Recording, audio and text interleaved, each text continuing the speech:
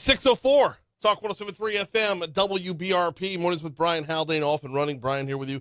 John LaBeouf producing. We got yourself a busy Friday show, taking you into the weekend strong, starting off at 45 degrees in downtown Baton Rouge. It don't feel warmer than yesterday, though. I tell you, it's 10 degrees warmer than yesterday. I don't feel like it. We got a lot to get to today. Another hodgepodge day. No general theme to the whole show. Well, you know what? There is. Especially the 7 o'clock hour. And that theme is looking forward to 2025.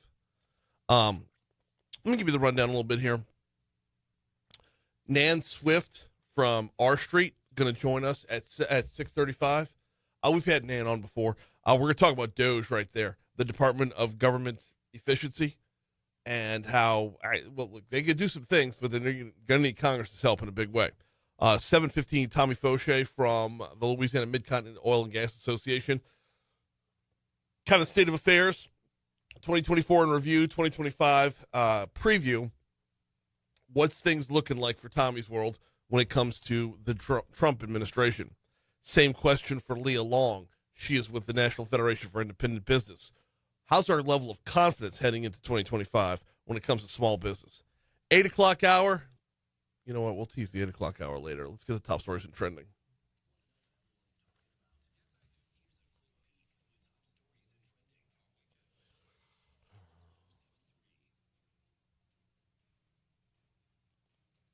Number 5.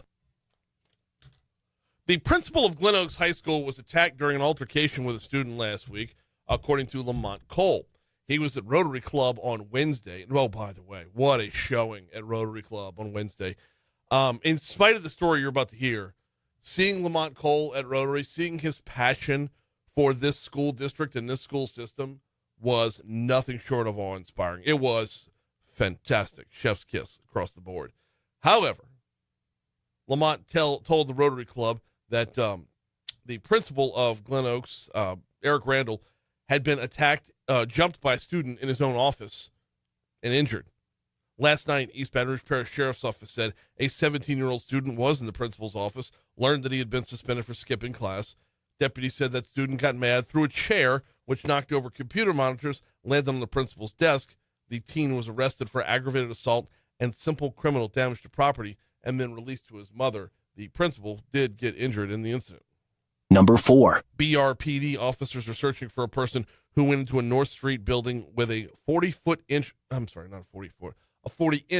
sword and made disturbed comments. Police said that person, who was caught on surveillance cameras way back on October 17th, walked into a building on North Street between River Road and Lafayette Street, went to the 9th floor, pulled out their sword. Officers said the suspect left the building after making erratic and disturbed statements. Nobody was injured in the incident. Number 3. East Baton Rouge Parish Sheriff's deputies arrested and accused Zachary Polly drug trafficker yesterday. 42-year-old Dwayne Hickman was arrested for possession with intent to distribute drugs such as fentanyl, crack cocaine, and cocaine, amongst other charges. Agents arrested Hickman Thursday, executed search warrants for 2 locations for Hickman that had used for alleged drug distributing. Needless to say, when they executed those warrants, they found the drugs they were looking for.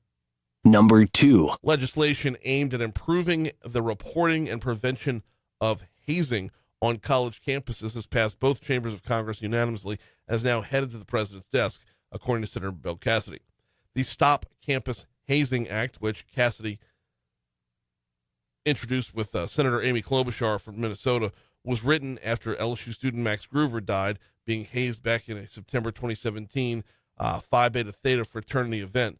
The Senate gave the bill final passage yesterday. If the bill is signed, colleges would be required to include hazing incidents like their annual security reports so students and their parents can make informed decisions about joining organizations on campus.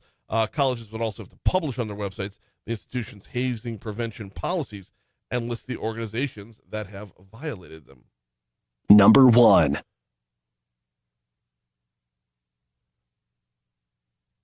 Okay, so number 1 takes us to a story we had earlier in the week, coming out of Congressman Graves' office, talking about zip codes. LSU's Baton Rouge campus and the St. Charles Parish community of Monts are set to get a new single zip code if the U.S. Senate takes up the legislation. Congressman Graves said, quote, "Here we have the greatest country in the world, and we can't even figure out how to do zip codes. This is something the post office should just do on its own. The fact that we've got to do legislation to fix it is frustrating. So the Senate needs to approve the bill before the legislative year ends next Friday."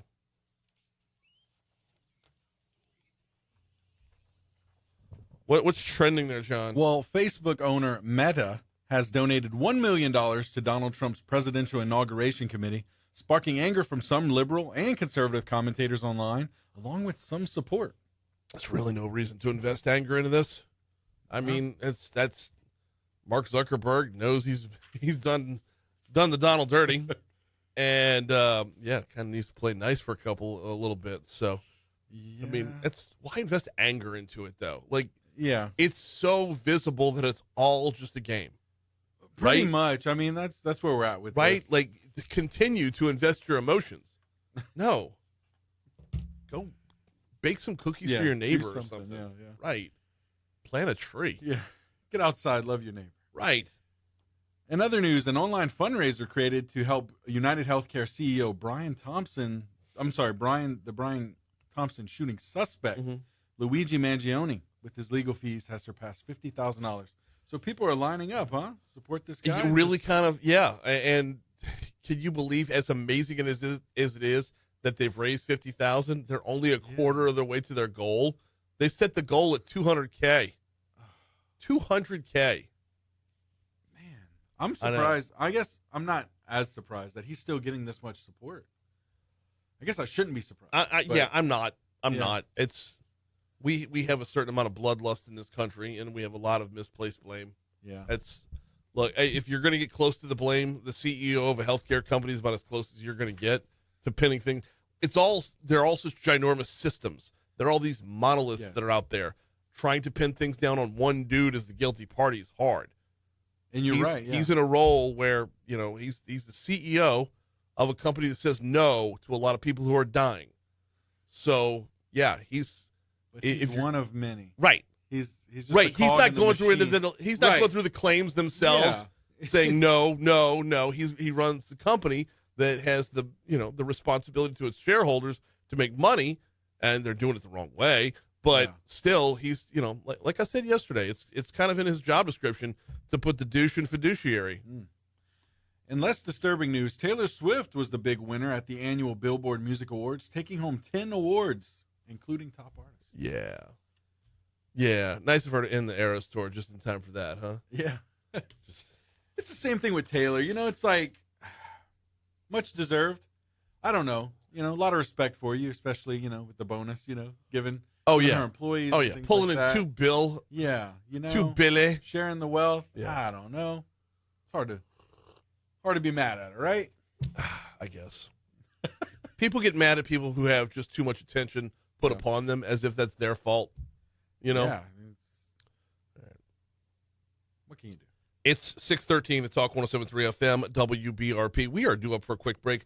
We come back, we're going to talk a little Saints football as they're hosting the Commanders on Sunday. Also, LSU men's and women's basketball will be back at it over the weekend. We'll cover that too. That's next.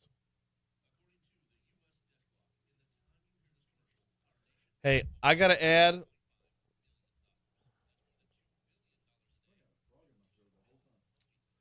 check your email. Check your email in about 10 seconds.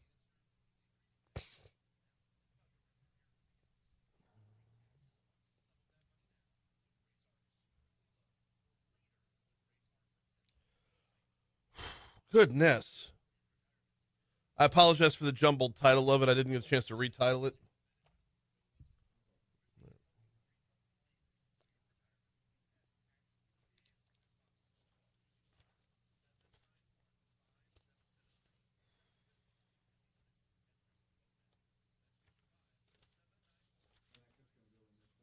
Yes.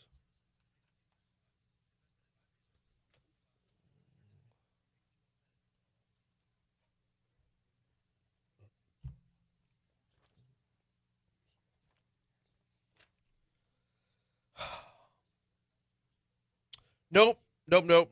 I am so sorry. We're going to skip the LRN cut in order to play that one. You can lose the LRN cut there.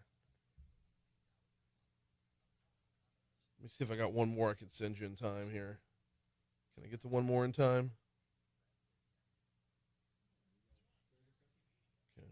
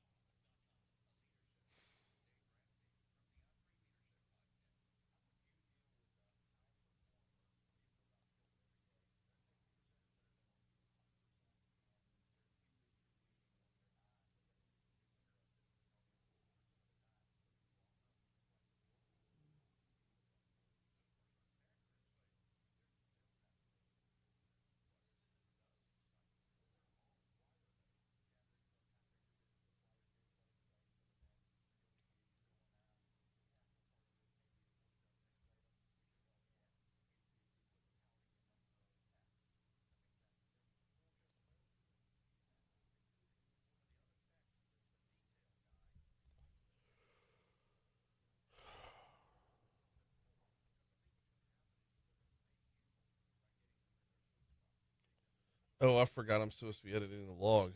I need to do that. Shit. All right. Just sent you that second cut. Meanwhile, during traffic, I'm going to go ahead and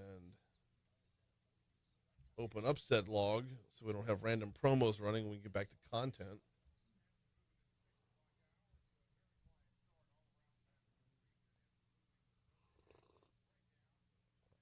Oh.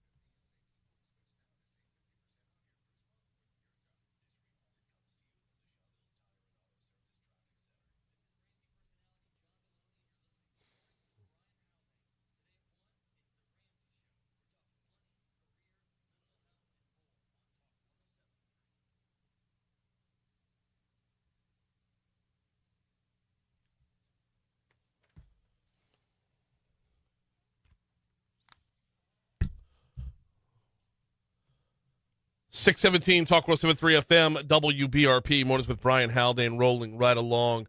I was this close to playing both kickers in a daily fantasy game last night, and then I backed off it and reevaluated the budget on it and went a different route. Golly. Rams 49ers last night, 12-6, your final score. All points were field goals.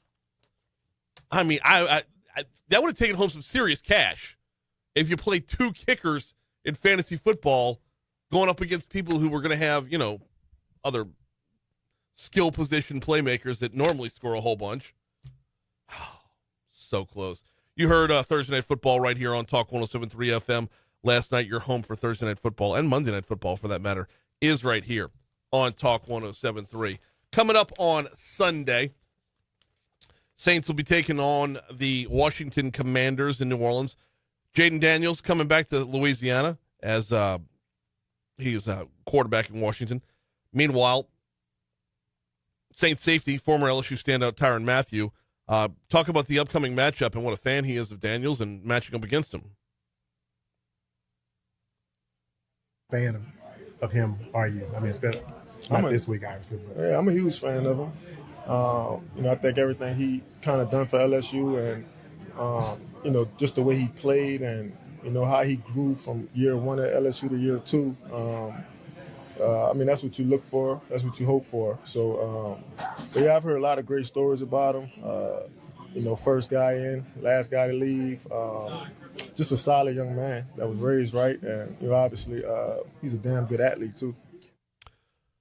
Meanwhile, for Jaden Daniels coming back into New Orleans, he talks about the return. Coming back to New Orleans, he talks about the return to Louisiana. I don't view you as a guy that looks back too much. You don't reflect in those ways. But going back to New Orleans this week, obviously you were there last year. You can look at all like, wow, a year. Starting at the beginning of last year, you were there, and then all of a sudden, in terms of your career, now all of a sudden here you are, deep in a playoff push with this team. I'm excited to go back and be able to play in the state of Louisiana again. But I don't think I look back like a year ago, or something like that. So I'm excited to go back and play in Louisiana for sure. Kickoff at noon Sunday on our sister station Eagle 98.1. Here's your money now.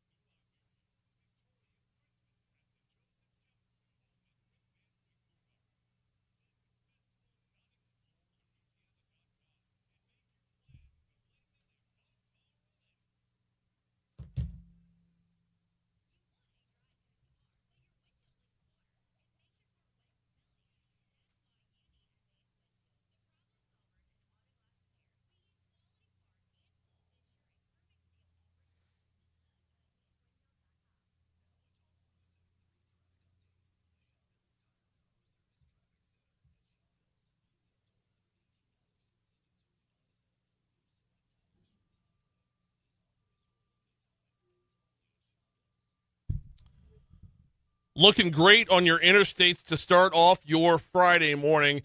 12 westbound coming in from Livingston Parish is looking good. In fact, lighter than normal volume on 12 westbound coming in. I-10 westbound coming in from Ascension Parish, equally good. 10 eastbound coming across from West Baton Rouge is looking great, as is 110. Meanwhile, over on your surface streets, the only accident being reported right now, and it's already been moved off the roadway, is up in Central. It's Blackwater at Comey Drive. So for the overwhelming majority of us, there's nothing going on to start off your Friday morning. That's your look at traffic from the Shaw Bill Tire Traffic Center.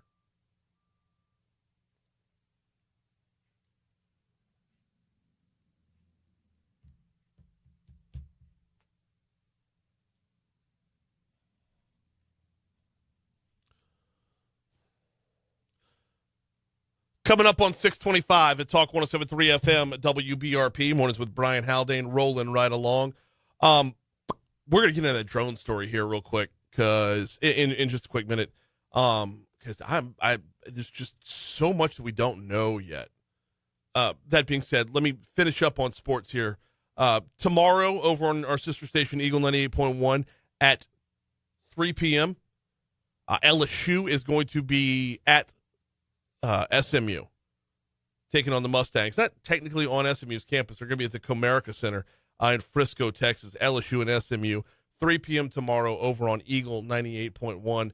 Fast forward to 23 hours later, 2 p.m. Sunday. LSU women, 4th ranked in the country, 11-0 overall, hosting the UL Lafayette Ragin' Cajuns. The Cajuns will be coming in to the Maravich Assembly Center for a 2 p.m. tip-off. You will hear that one right here on Talk 107.3 FM. We get into that drone story in exactly 60 seconds. Enough time for me to remind you about the folks over at Mathern's. Downtown going out to the Christmas parade tomorrow night. The Cortana Kiwanis Downtown Christmas Parade tomorrow night, rolling through downtown Baton Rouge. Well, if you are, Mathern's will be open. If you need to swing on by, grab a few things, maybe you didn't bring enough beer to tailgate for the parade. Maybe you just ran dry along the way. Maybe the kids wanted some snacks and you didn't pack them. Swing by Mathern's. They're on 3rd Street in downtown Baton Rouge. There's a 4th Street entrance as well. Most of the parades in town come off that Capitol, the 4th Street as it runs up towards the Capitol. So if you're downtown, out and about in downtown Baton Rouge for the parade this weekend, swing on by Mathern's. If there's anything you forgot, anything you needed to reload on, anything you needed, Mathern's is at the, it's 3rd and Main, if I'm not mistaken. Yeah, that's right. That is where you'll find them.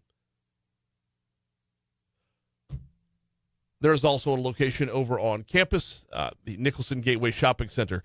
You will find them there as well. What's going on in New York and New Jersey, y'all? I don't really know. There's no answers. That's the problem here. We've been hearing these reports about drones flying over New York and New Jersey and the eastern Atlantic coast and whatever. The White House is finally starting to share some more information about the drone sightings, but they're not really sharing any real information. Here's what John Kirby, he's the National Security Communications Advisor, talking to reporters yesterday afternoon. I don't know how to set this up because he's not really saying anything. We have no evidence at this time that the reported drone sightings pose a national security or a public safety threat. Okay, but do you have evidence of the other side? Is there evidence saying that it is something that's safe? It's cool. You want to not open the book on the one, but what about the other? Where's the investigation at right now? The Department of Homeland Security and the FBI are investigating these sightings, and they're working closely with state and local law enforcement to provide resources. That was 3 sentences worth of nothing. So I guess the biggest problem here is to see it happen so frequently, so repeatedly in such a short period of time. And the question starts to come up, how did this slip through the gaps? How do our authorities, A, not know who's doing it, and B, haven't taken them out? While there is no known malicious activity occurring, the reported sightings there do, however, highlight a gap in authorities. And so we urge Congress to pass important legislation that will extend and expand existing counter-drone authorities. Okay, extend and expand how? What does that look like? Who are you bringing in to help out with this? The United States Coast Guard is providing support to the state of New Jersey and has confirmed that there is no evidence of any foreign-based involvement from coastal vessels. All right, so the coastal vessels part is an important one. I do credit where credit's due on that one.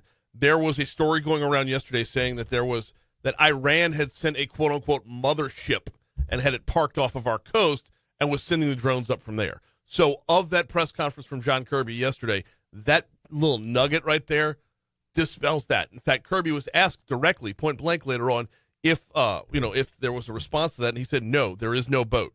There is no boat. So we have If you're looking at the whole wall here and all the information's up on the wall, they've crossed off that one thing. Everything else is still up there, which leads a lot of folks to continue to be just worried, concerned. I don't want to say downright scared, but definitely alarmed. For example, Sam Morris is the mayor of Mine Hill, New Jersey. He talks about just that overall level of concern. I have to tell you, that's incredulous. I'm incredulous about that. That is ridiculous. I would invite Mr. Kirby to Mine Hill. Come on out, Mr. Kirby, and let's go on out one night about 9:30, 10 o'clock. I'll go out behind my town hall, and you can count them with me all night. See, you see the level of concern in just in the voice, just in that pitch, that tenor, that oh my goodness gracious, this is happening in my backyard. We need answers. Versus, nothing really showing it's bad. Here's news.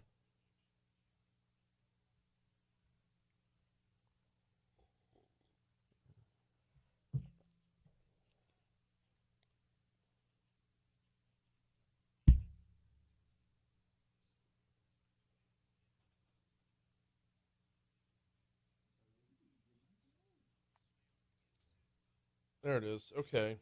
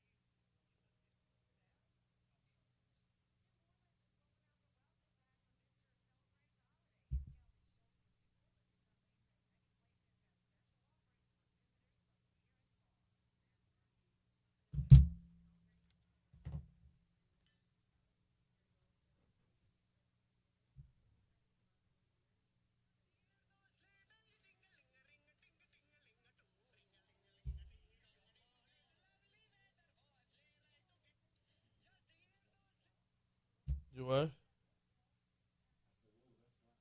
Yeah. This is when the owners of 7-Eleven play Christmas music in the store. So brutal.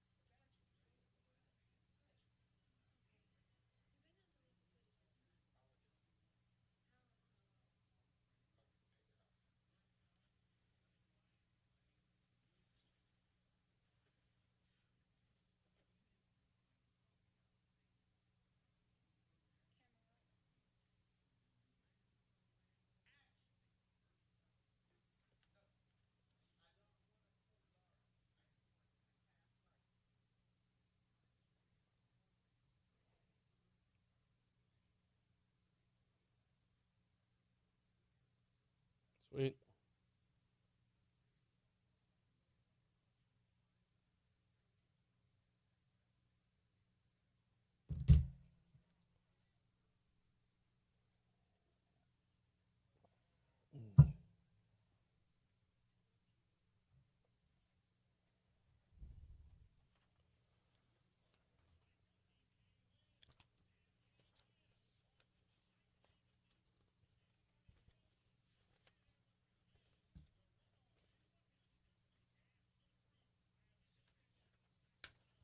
Yeah, he did have the history and data. That's why it was so historical. I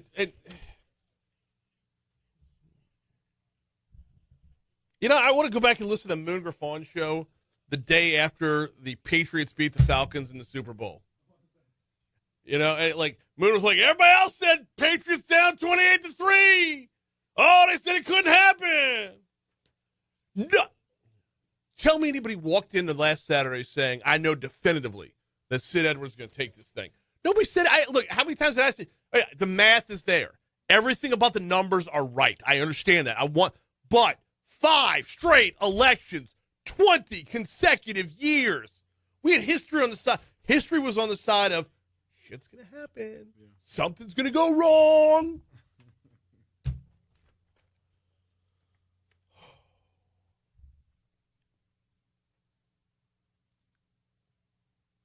We're starting this morning about 10 degrees warmer than yesterday morning, though it doesn't feel like it.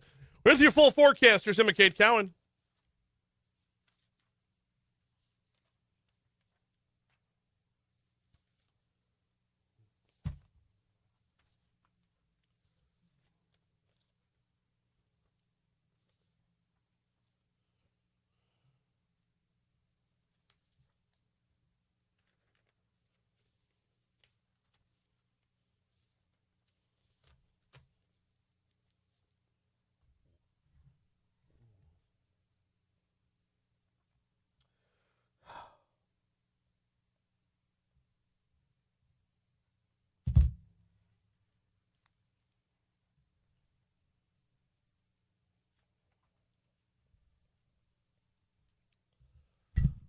.637 Talk 107.3 FM, WBRP, Mornings with Brian Haldane, rolling right along. Every so often, though not often enough, I love calling on the folks from the R Street Institute to get a closer look at a few items of national concern. One of the ones that's been on our radar here, not unlike the drones in New Jersey, one of the ones that's been on our radar here is what's going to happen with the Department of Government Efficiency. It looks from the outside, especially if you're a conservative, it looks from the outside like it's going to be a great idea. However, we know that when money is spent in Washington, when jobs are there, that money, those jobs, they are protected. They are guarded. So Elon Musk and Vivek Ramaswamy can't just go in and wave a magic wand and go, a la Kadosh, and things go away. They're going to run into some fights here. So they're going to need a little bit of congressional help as well along the way. Joining us now to talk about this is Nan Swift from the R Street Institute. Good morning. How are you? Welcome back. Good morning. I'm great. Thanks for having me. No, glad to have you on here. Glad to be talking about this. I was reading your piece over there at the R Street Institute about needing congressional action to avoid being a waste. Give the listeners just the overall synopsis real quick before we dig in. Sure. Well, it's important to remember how we got here in the first place. It's because Congress lets this waste, this fraud, this inefficiency thrive. In a normal business or a typical market-based scenario, we wouldn't have this problem, but it's because Congress has entrenched interests that we have this buildup of problems, and it costs us hundreds and hundreds of billions of dollars a year. Elon and Vivek, who I call the Doge Bros, have said that they want to come in and change this, but their plan so far seems to be creating a big list. We already have lists. Mm-hmm. We need Congress to act on those lists. The problem we're going to run into, Nan, is that what's the age-old expression? The definition of pork is governmental dollars that aren't spent in your district. So everybody protects the one. Yeah, look, the money that's spent in my district is good government. So everyone's going to protect what's coming their way. Everyone, and when you're talking about not just dollars being spent, but jobs, people on the payroll, pensions that are being paid, like the whole, everything that really stacks up those billions of dollars, they're pretty entrenched and they're ready to fight.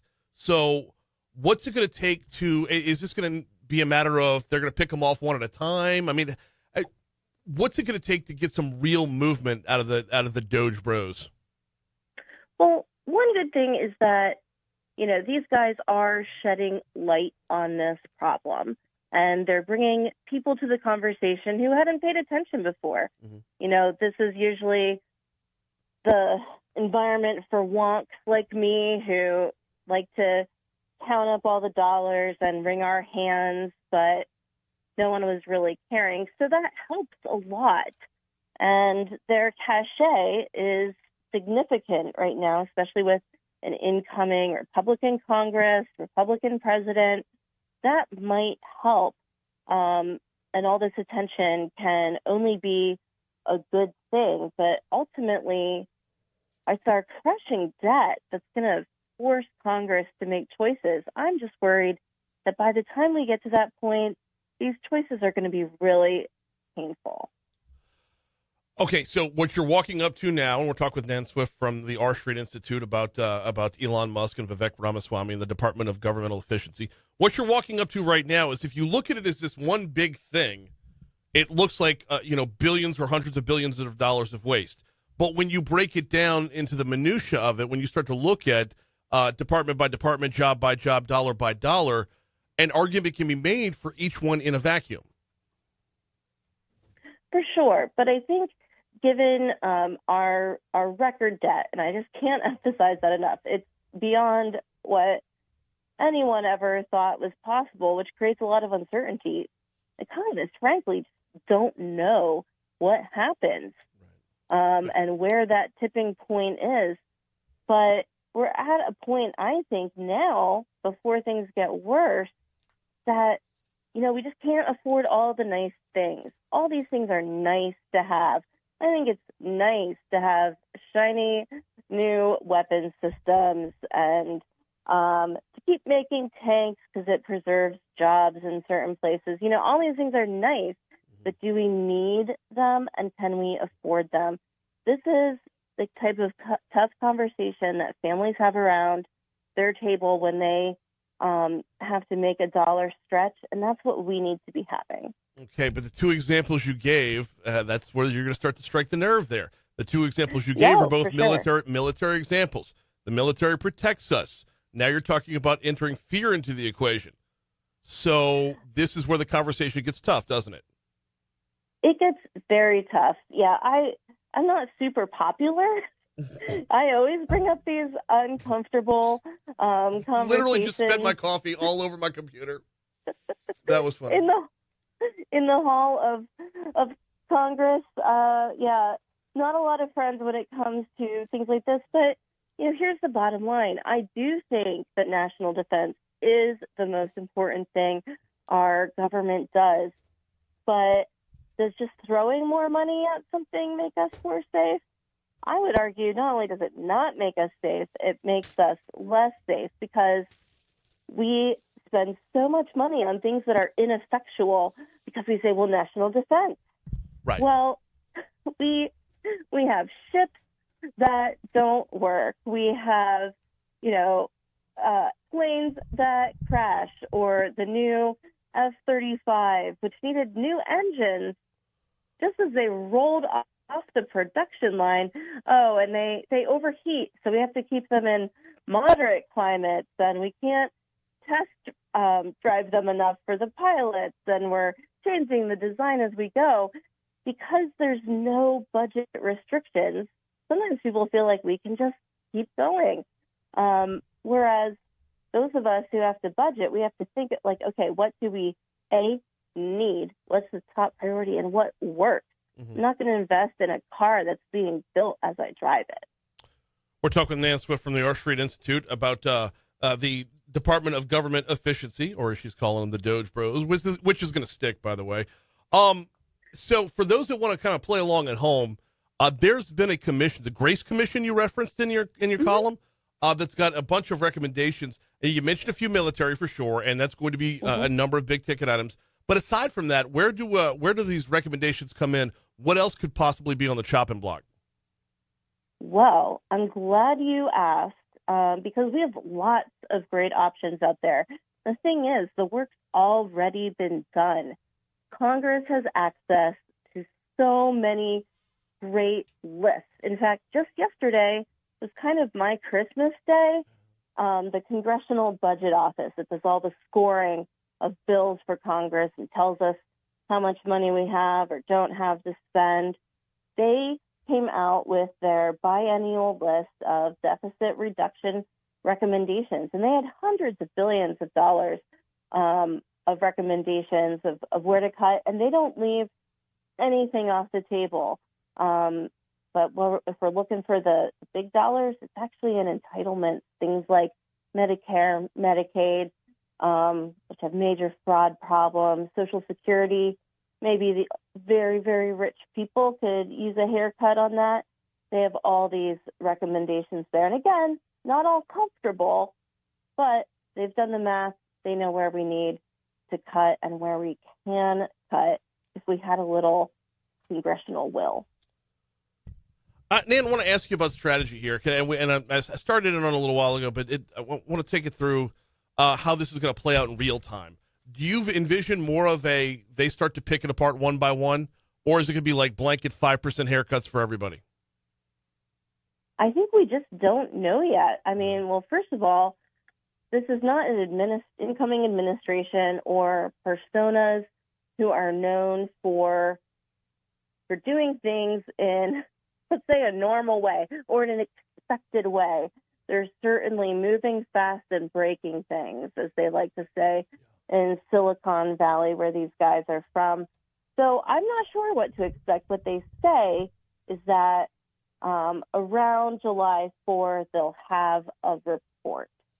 So we'll have to see what it says. They keep glomming on to different things on Twitter and other places and making statements about the reforms that they'd like to see, but the dust is far from settling, and we're going to have to see what they come up with. Got about 2 minutes left with Nan Swift from the R Street Institute about the Doge Bros as they're looking to make the government a little bit more efficient, or at the very least cost us a little less. One more before I get you out of here, and you mentioned Medicare. We've talked about Department of Defense. We have not yet addressed Social Security, which is in a really weird spot right now because on the one side, it's bleeding pretty bad, and on the other, we've got Congress and Congress and the Senate looking to make some changes and right some wrongs that are actually going to cost us more when they do. What from a Social Security standpoint, what's a reality or what's a potential reality here? The potential reality is that unless Congress takes action, everyone's going to get less in their checks in just a couple of years. This is something, though, that Congress has known all along. We've known these things for decades, which is part of, the deep frustration about this is that we've known this, and we could have done something a long time ago. We could have made modest changes. We could have, changed the retirement age to be more in line with how long people are living and how long people want to work these days. But we didn't, and we're kind of left with increasingly bad choices. What's your gut telling you about the level of success that the Doge Bros are going to have? I have to be optimistic or I couldn't keep doing this job. If this is an idea that's moving, I want to get on board, and I hope that we have great success. Sadly, Congress's track record when it comes to executing is pretty poor. But maybe things will change. Have to keep hoping. I guess so. When it comes to things that are as protected, as defended as this, it just, I don't know. I'm in that same, I'm not outwardly optimistic about it. I wish him the best. So you have to try. Yeah. You have to try. It's worth trying. Yeah, I'm with you. She's Nan Swift. We always appreciate the time. We'll talk to you soon. Thanks. Thank you. Here's your money now.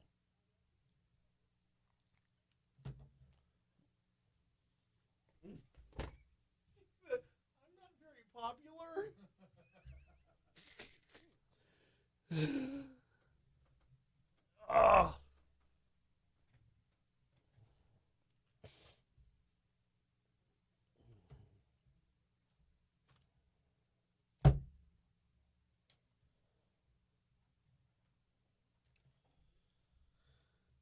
All right, our log should be good now.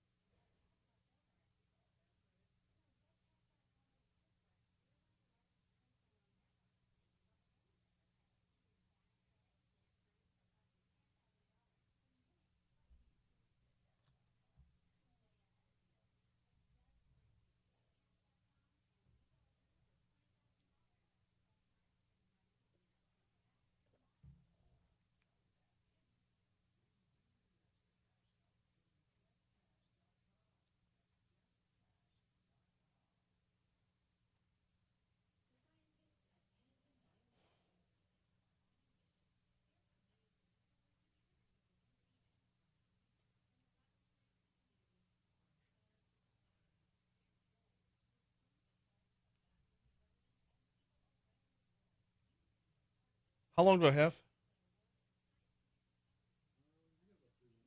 I gotta be back.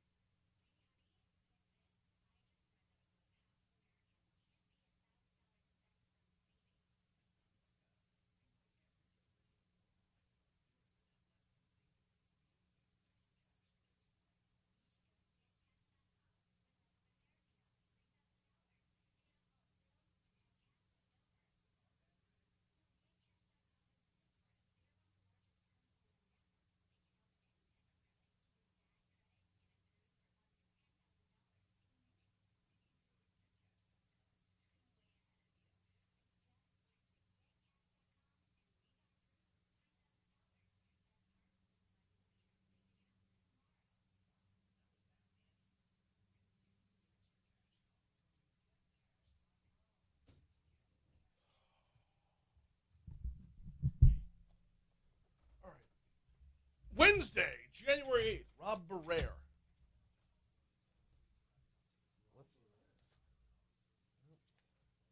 Well, shit, I don't have my thing going all the way to January.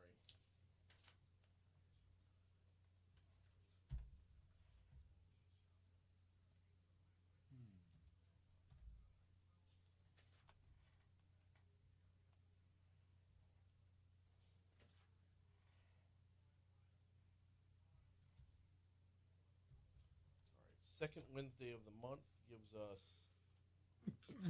7:15. Bless you. Thank you. All right. And I am wide effing open to get this guy on. Let's go.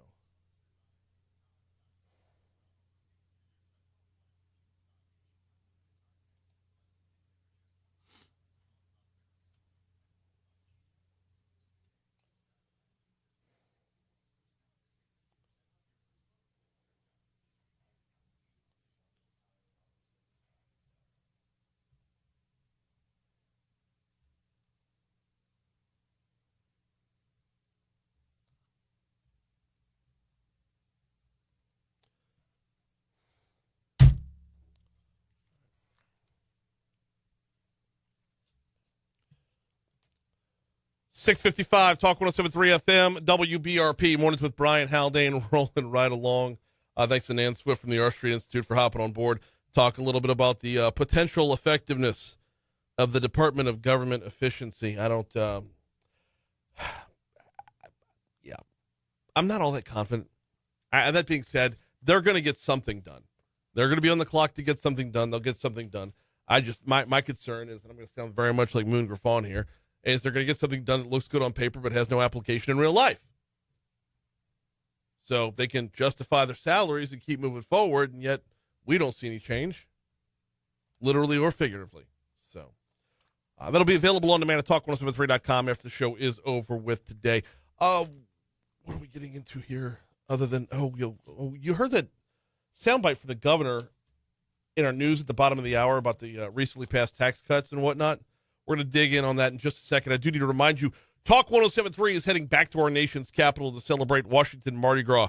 Join me and Gordy Rush Thursday, January 23rd and Friday the 24th as we broadcast live from the Washington Hilton for Mornings with Brian Haldane, as well as a special afternoon drive show from 4 to 6 p.m. both days. This is handling business the way that only Louisiana can. It is Washington Mardi Gras on Talk 107.3 FM, presented by Presley Wealth Management.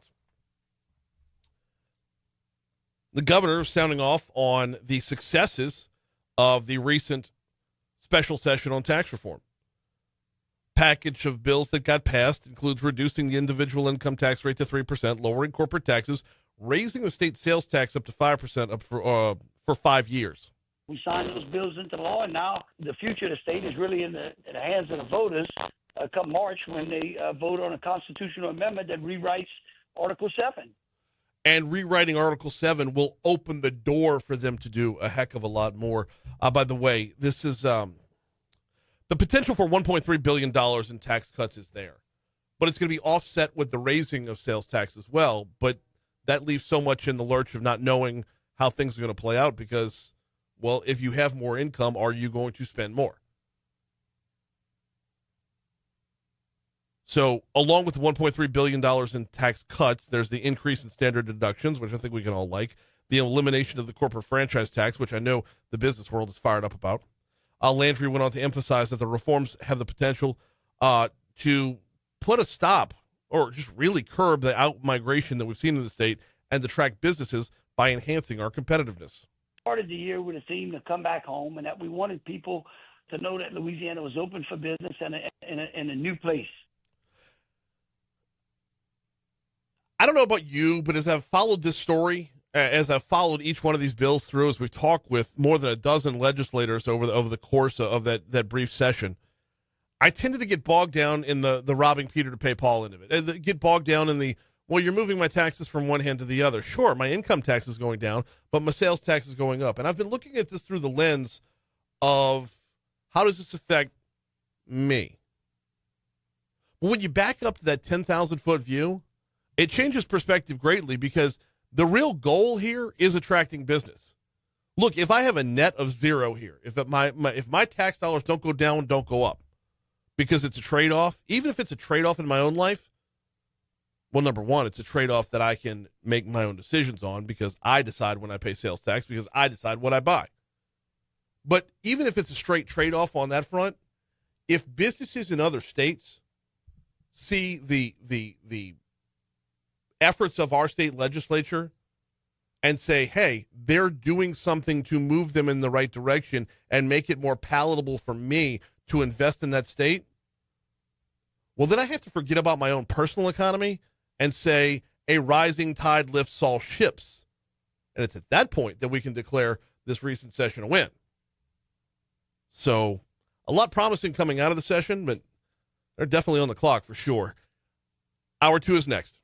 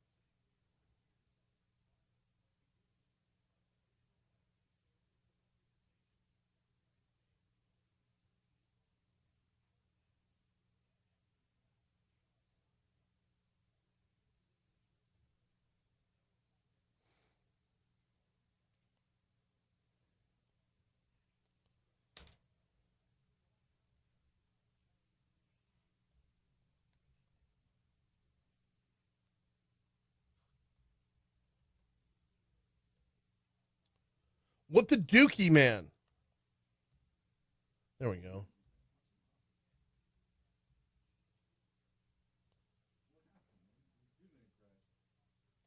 No, my numbers lock got turned off.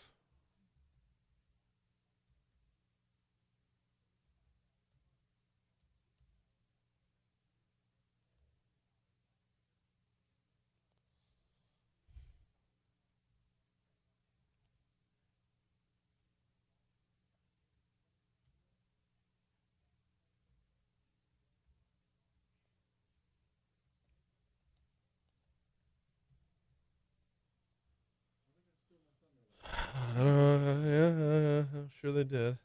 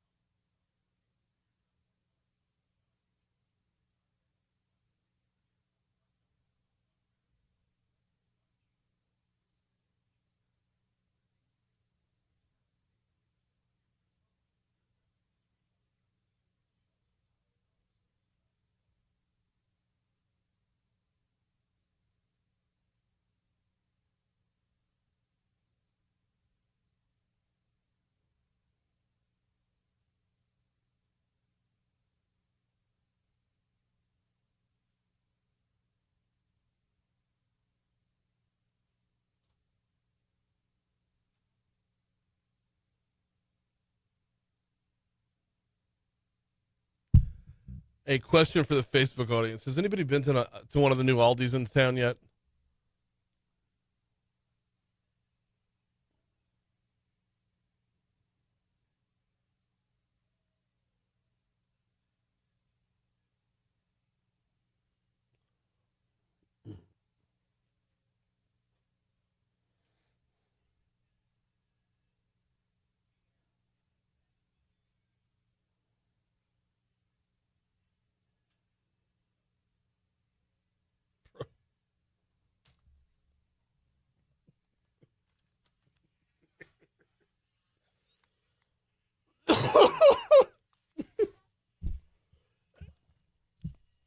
A 7:05.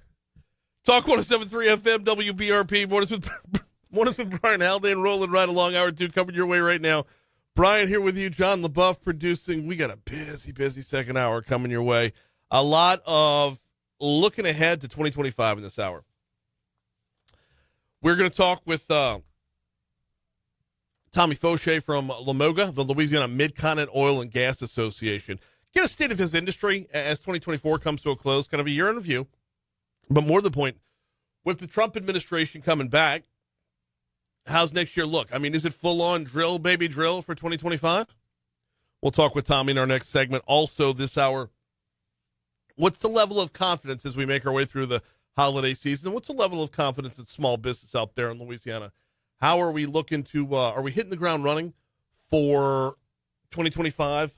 I'm going to talk about that with Leah Long from the National Federation of Independent Business, but I also want to talk with Leah about a story that I saw the other day coming to us from ZipRecruiter, that not just in the market that they're selling in, but the market that they're hiring in, that employers are finally getting a little more optimistic when it comes to the labor market.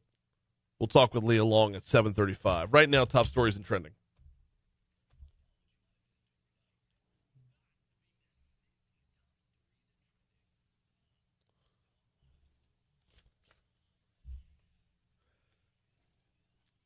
Number 5. Mayor President Sharon Weston Broome was at the ribbon cutting for the new opening of the newest Aldi grocery store in East Baton Rouge Parish. The ribbon cutting ceremony officially opened up the 20,000 square foot location. It's at 9720 Cortana Place. That's right there in the shadows of the new Amazon. This is Mayor Broome said, "We are proud to see another retail grocery store choosing to open here in Baton Rouge.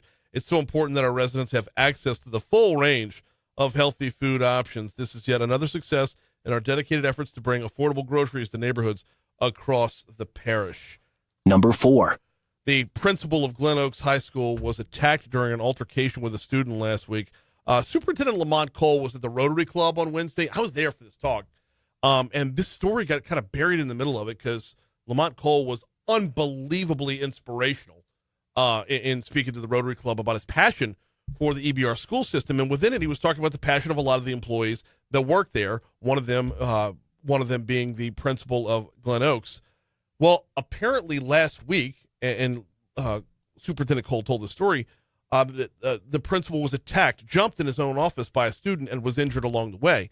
Well, after telling that story on Thursday night, the East Baton Rouge Parish Sheriff's Office did say that a 17-year-old student was in the principal's office, learned he had been suspended for skipping class. Deputies said the student got mad, threw a chair. Chair knocks over computer monitors. Computer monitors landed on the principal's desk, and, well, the principal was hurt along the way. The teen was arrested for aggravated assault and simple criminal damage to property, then released to his mother. Number 3. BRPD officers are searching for a person who went into a North Street building with a 40-inch sword and made disturbed comments. Police said this person, who was caught on surveillance cameras way back on October 17th, so might have just been Halloween rehearsal, walked into a building on North between River Road and Lafayette Street, went up to the 9th floor, pulled out a sword. Officers said the suspect left the building after making erratic and disturbed statements. No injuries were reported. Hey, John. Yeah, I know we got to be serious. Yes. I know it's top stories and trending. I know. But when you whip out a 40-inch sword, what kind of disturbed statements are you making? I'll put you on the spot. Was this on National Ninja Day, though? Didn't we have a National Ninja Day? We did have a National Ninja Day. I got to look that back up again. All right, I'll do the top two stories here while you look up when was that. Hey, if I'm pulling out a sword and making a disturbed statement, I'm going, by the power of Grayskull, I have the power. That was my He-Man callback to childhood. Love it. Number 2. East Baton Rouge Parish Sheriff's Office arrested and accused Zachary poly-drug trafficker on Thursday. Multiple drugs is what we're talking about here. 42-year-old Dwayne Hickman was arrested for possession with intent to distribute fentanyl, crack cocaine, and cocaine, amongst other charges. They executed search warrants on 2 different locations. They definitely found what they were looking for. 5.06 ounces of fentanyl, 2.32 ounces of crack cocaine, 1.83 ounces of methamphetamine, 8.7 grams of cocaine, 13 dosage units of 30 milligrams of amphetamine, 4 ounces of marijuana, body armor. I think they're not talking about the hydration, and $3,557 in cash, alongside 16 different firearms. Number 1. Legislation aimed at improving the reporting and prevention of hazing on college campuses passes both chambers of Congress. It's got to head over to the president's desk now. Senator Bill Cassidy is at the helm on this one, or the author of this one. The Stop Campus Hazing Act. It was Cassidy and Amy Klobuchar from up in Minnesota. It was written after LSU student Max Groover died being hazed in a September 2017 fraternity initiation. The Senate gave the bill final passage Wednesday. It's waiting to be signed off on by the president.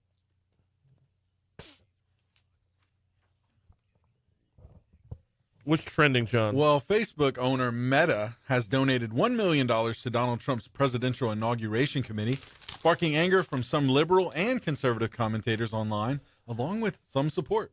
Okay. I don't understand investing your anger into this.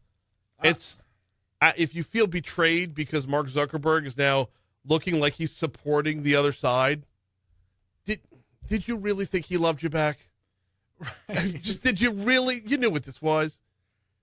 And he runs Meta. He owns Meta. Like, okay, first of all, Mark, thank you so much and welcome to Louisiana. Thank you so much for the investment in Northeast Louisiana.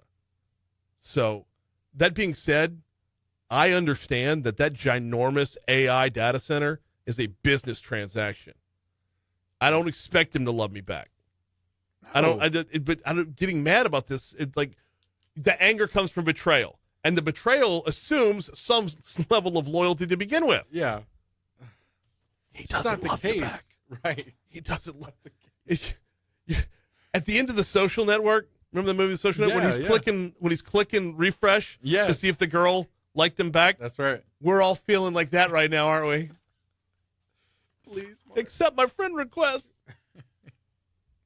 In other news, an online fundraiser created to help United Healthcare CEO Brian Thompson shooting suspect Luigi Mangione with his legal fees has surpassed $50,000. And as we heard in news at the top of the hour, that's just one of them. Yeah. That one that we're talking about here has a goal of $200K, but there's multiple fundraisers out there. Now, oh, man. Follow-up question. Yeah. How many of these fundraisers are just total scams and not a dime is going to get back to old Luigi there? Of course. Right? Yeah, the one that I'm launching actually is. I mean, it's going straight to my pocket. Hey, in other news, Taylor Swift was the big winner at the annual Billboard Music Awards, taking home 10 awards, including Top Artist. We're not surprised, though, right? Okay. But no. I do have a question for you, though. Okay. Okay. Donald Trump was named Times Man of the Year or Person of the Year. Okay. All right. Taylor Swift just ended a music tour that netted or grossed $2 billion. Yeah. She just took home 10 awards. You couldn't watch a Chiefs game. You still can't watch a Chiefs game without cutting her every 5 seconds. Taylor Swift has invaded our own personal psyche like on a daily basis. It goes way beyond pop culture, right? Right. I mean, it's like, it's in there. Right. So I'm wondering, I don't think anybody's affected the world in the last year as much as Donald Trump has. I don't think you can say that anyone has. But man, Taylor had to be a close second. We're coming up on 7:14 to Talk 107.3 FM, which means we're running a minute behind. I still need to take one more minute though before we take a break, and that's to tell you about the folks over at Parish Construction and Roofing. Check them out online at parishbuilt.com. Parishbuilt.com is the website. I don't just speak on their behalf on the radio. I am a happy customer. We called on Parish. I went to parishbuilt.com. I filled out the little form. I got them up on my roof, and they showed me in high-definition pictures exactly where my damage was. So I got the ball rolling, made the claim with the insurance company, which they walked me through. Adjuster comes out, which they walked me through. We've gone through the entire process, which they've walked me through. This has been an absolute breeze. And I got a gorgeous new roof to boot. Check them out online at parishbuilt.com. Check out the Fortified Roof Program. It's so worthwhile. 364-1007. Do business with someone you know. Parish Construction and Roofing.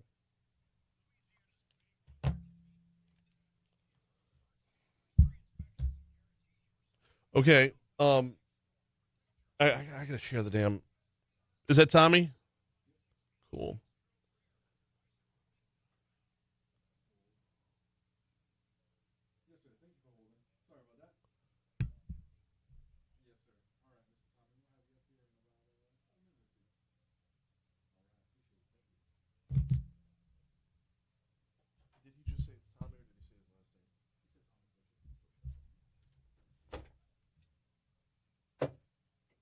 Ones that I get in the back of my head that I'm mispronouncing his name when I'm not, and then I'll change the pronunciation, and now I've got it wrong.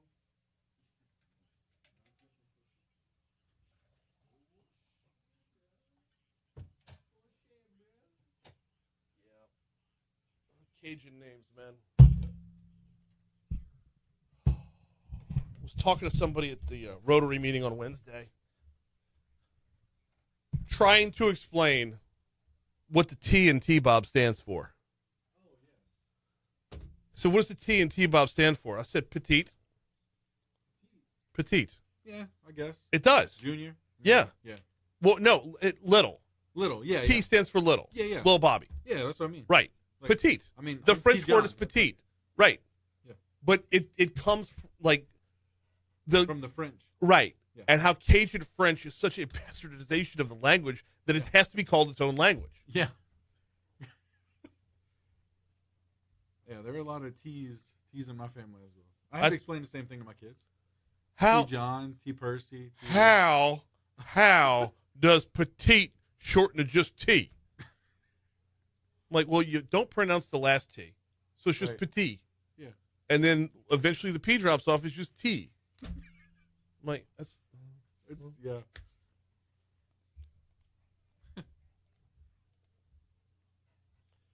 We need to do a bit at some point on the off-brands at Aldi's. That's what I was laughing at coming into the top of the hour. As I opened up their website to see like what they actually have to offer there, because the mayor's bragging on how you can get healthy foods there. So I just typed in, can you get fresh produce at Aldi's? Well, I ended up on Aldi's website, and I'm on the snacks page right now. You can't get Lay's potato chips, but you can get Clancy's wavy potato chips. Clancy's wavy? Yeah. Oh, man. You can't get Ritz, but you can get Savoritz.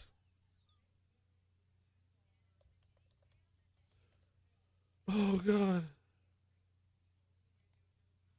They don't have Cheetos, they have cheese curls.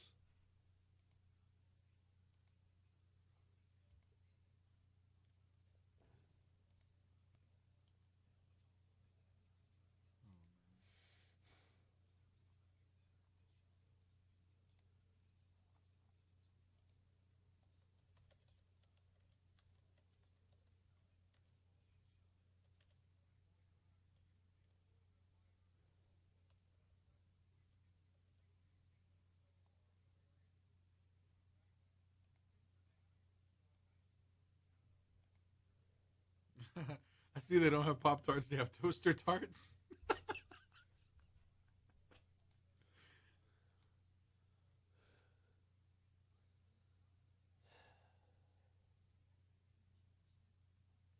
Instead of Kraft, you got Happy Farms. Yeah. Macaroni and cheese even has Cheese Club. Cheese Club macaroni and cheese. Oh, man.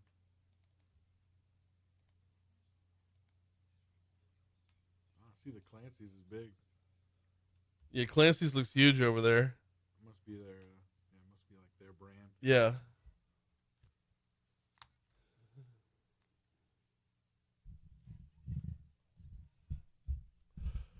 $719 Talk 107.3 FM WBRP. Mornings with Brian Haldane rolling right along. So recently, the Baton Rouge Press Club called on Tommy Faucheaux from the Louisiana Mid-Continent Oil and Gas Association to be their speaker. Kind of set the table for where we're headed.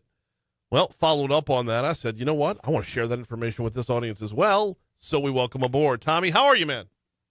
I am good. Happy Friday morning. How are you? I'm doing very well as well. Been too long. You're not on here enough. We got to get you on more frequently.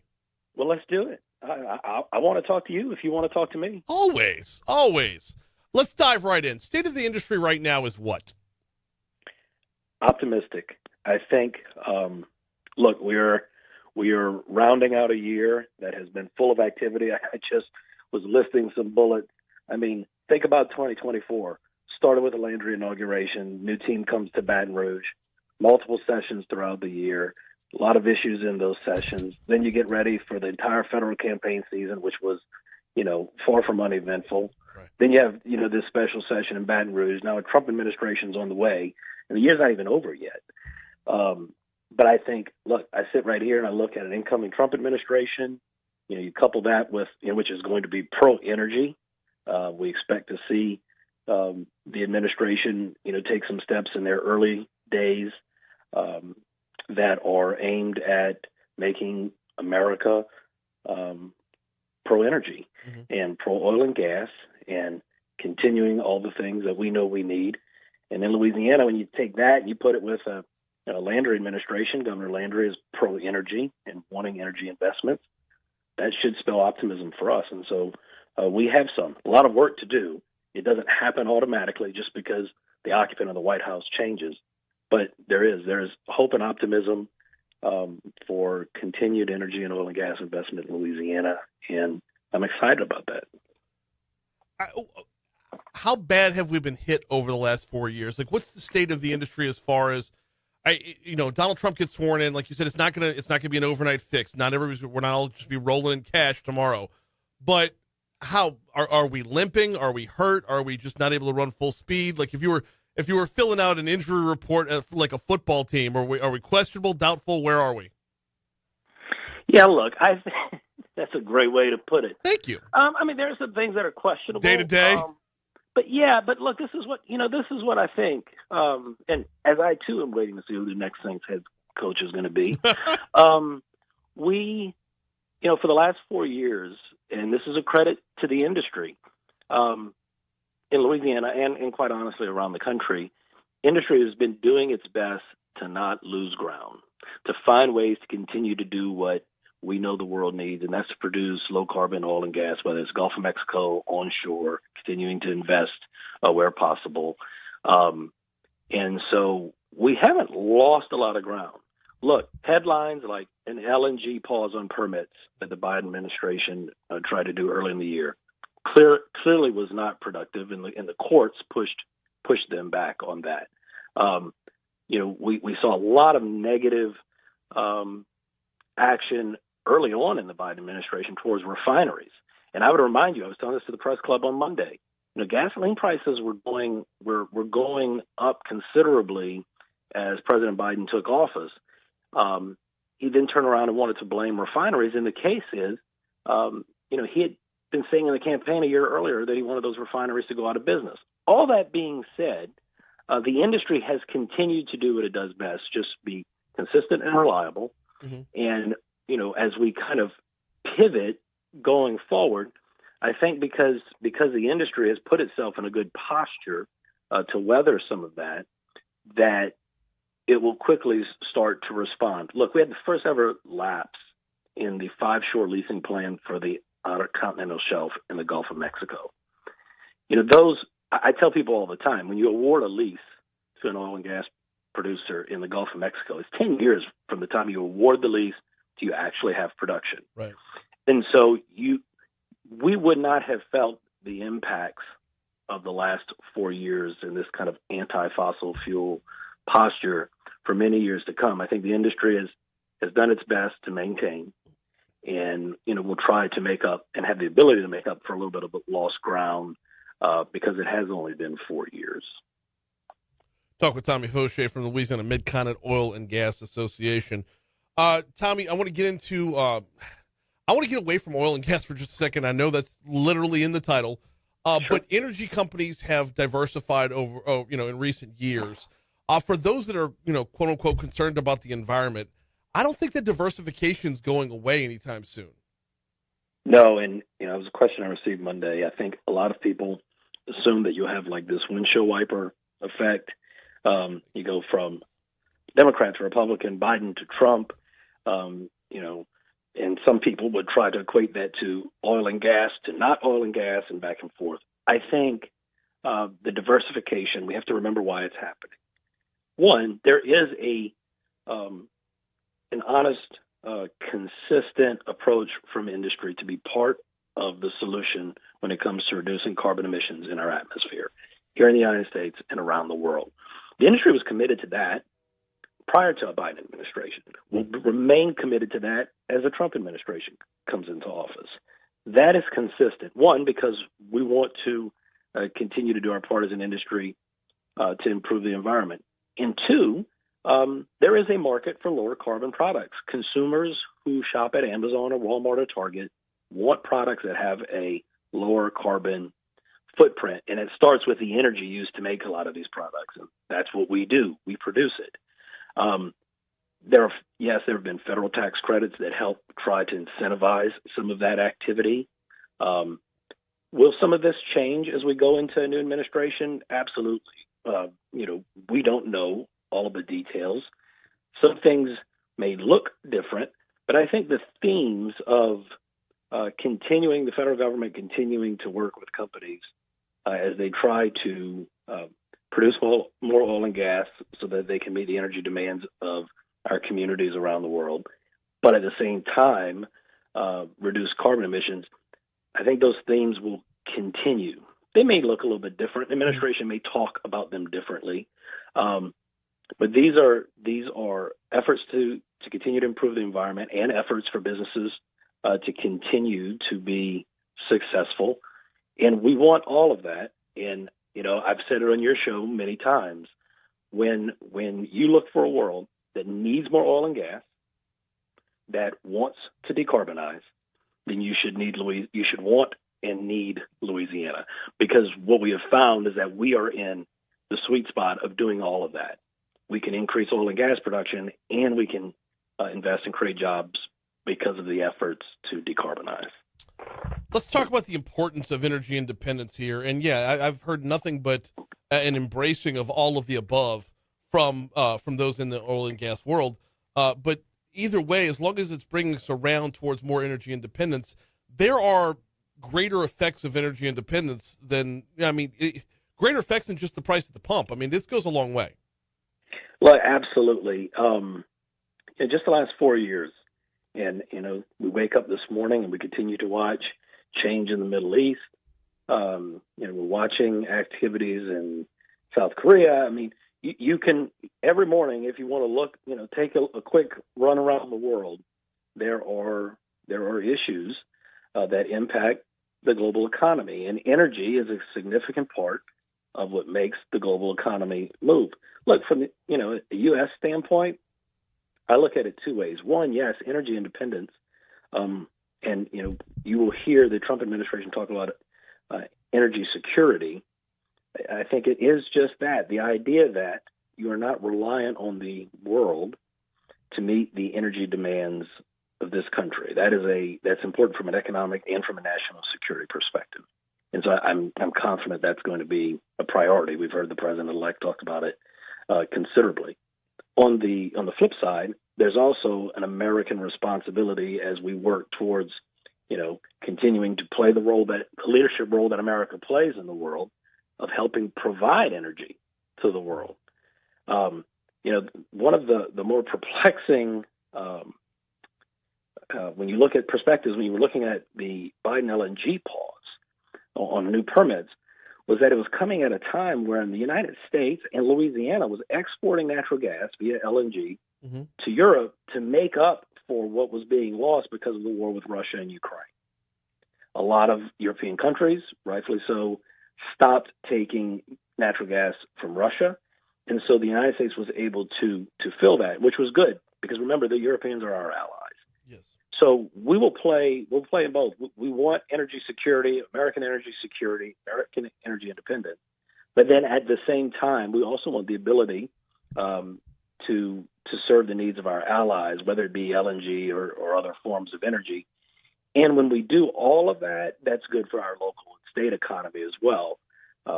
We're producing a lot of natural gas in the Haynesville Shale in North Louisiana. Our LNG companies continue to invest across the coast of Louisiana. And so that's good here at home. That's good for our local and state economy, which, of course, is extremely important to us. Not done with the conversation, but that's where we're going to call it just due to time. We got news breathing down our neck right now.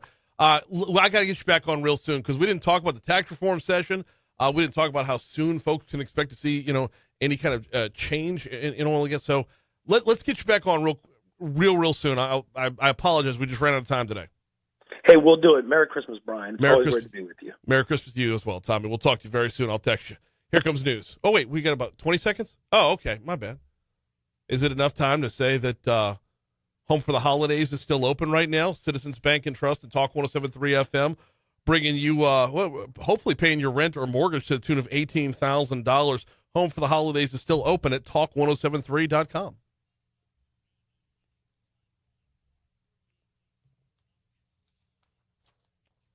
Yeah, I got to get it back on a lot more often. God.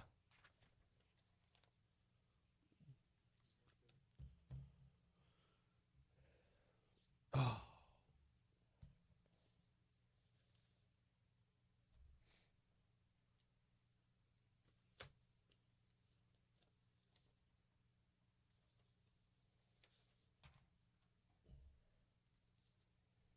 They do have White Castle burgers at Aldi.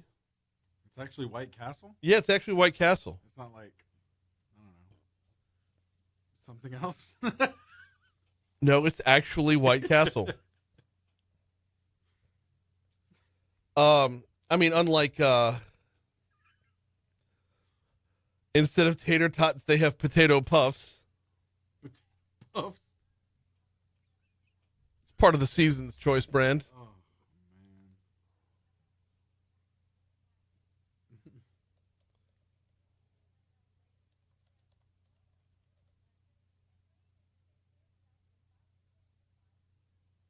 Do you get frozen lobster, Mac?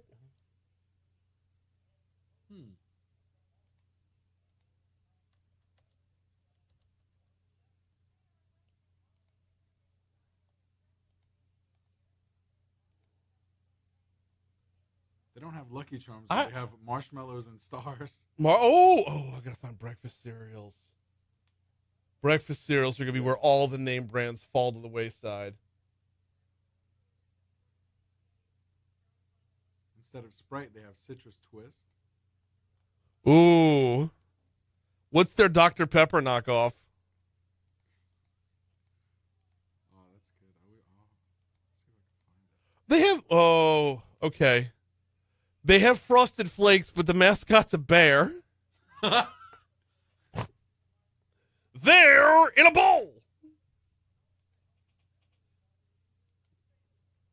Okay, so they have, all right, Millville instead of Post. They've got Frosted Flakes, they've got Shredded Wheat, they've got Raisin Bran. Those all have the real names on them, but the covers of the boxes are just slightly askew. Honey Nut Crispy Oats.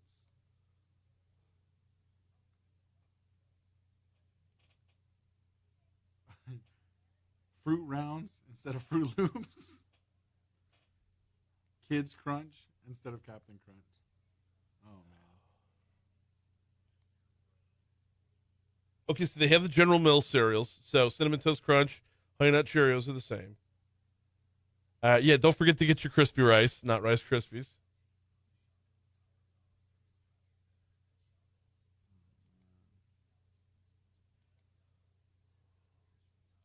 Honey Smacks or Honey Wheat Puffs. Bro, I think the Lucky Charms is the best one. Marshmallows and stars. There's no around there. It's like a wizard on there. It's just, yeah. Yeah. The leprechaun. Like, he got kicked out of the Keebler tree for having a drug problem. Oh, man. Oh, speaking of Keebler, theirs is fudge striped cookies. Okay. That's what it is. Yep. Just fudge striped. I'll take it. I want to try all of these, by the way. So we're due for a shopping trip in the Haldane house. The wife is going shopping today. I want to see if she can go to Aldi. Oh. Studio. Hello, yes, ma'am. We'll have you up here in just a few minutes. All right, thank you. Beverages.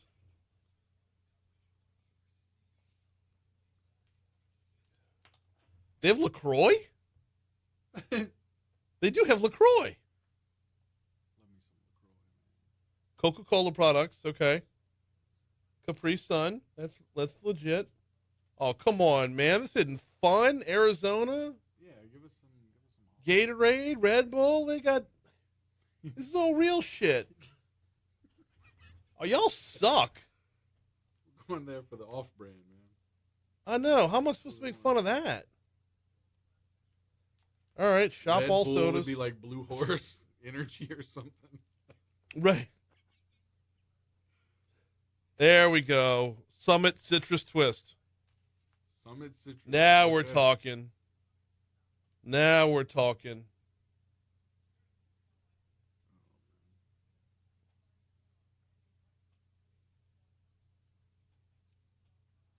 Yeah, there's no Rouge Bison.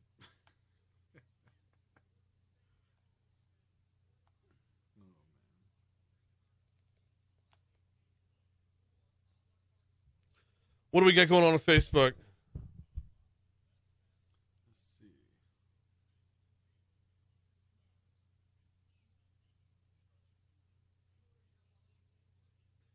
kind of behind on Facebook. Let's see.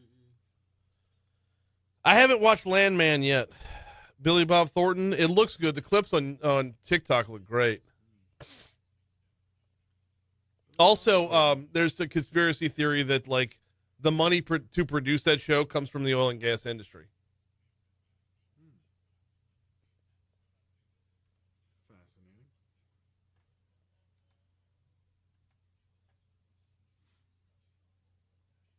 All the employees look at you when you ask for bags, the same way Starbucks employees do when you ask for a large coffee. I forgot about the bag thing. All right, how's your weekend forecast? Stack it up. For that, we turn to WBRZ meteorologist and McCade Cowan.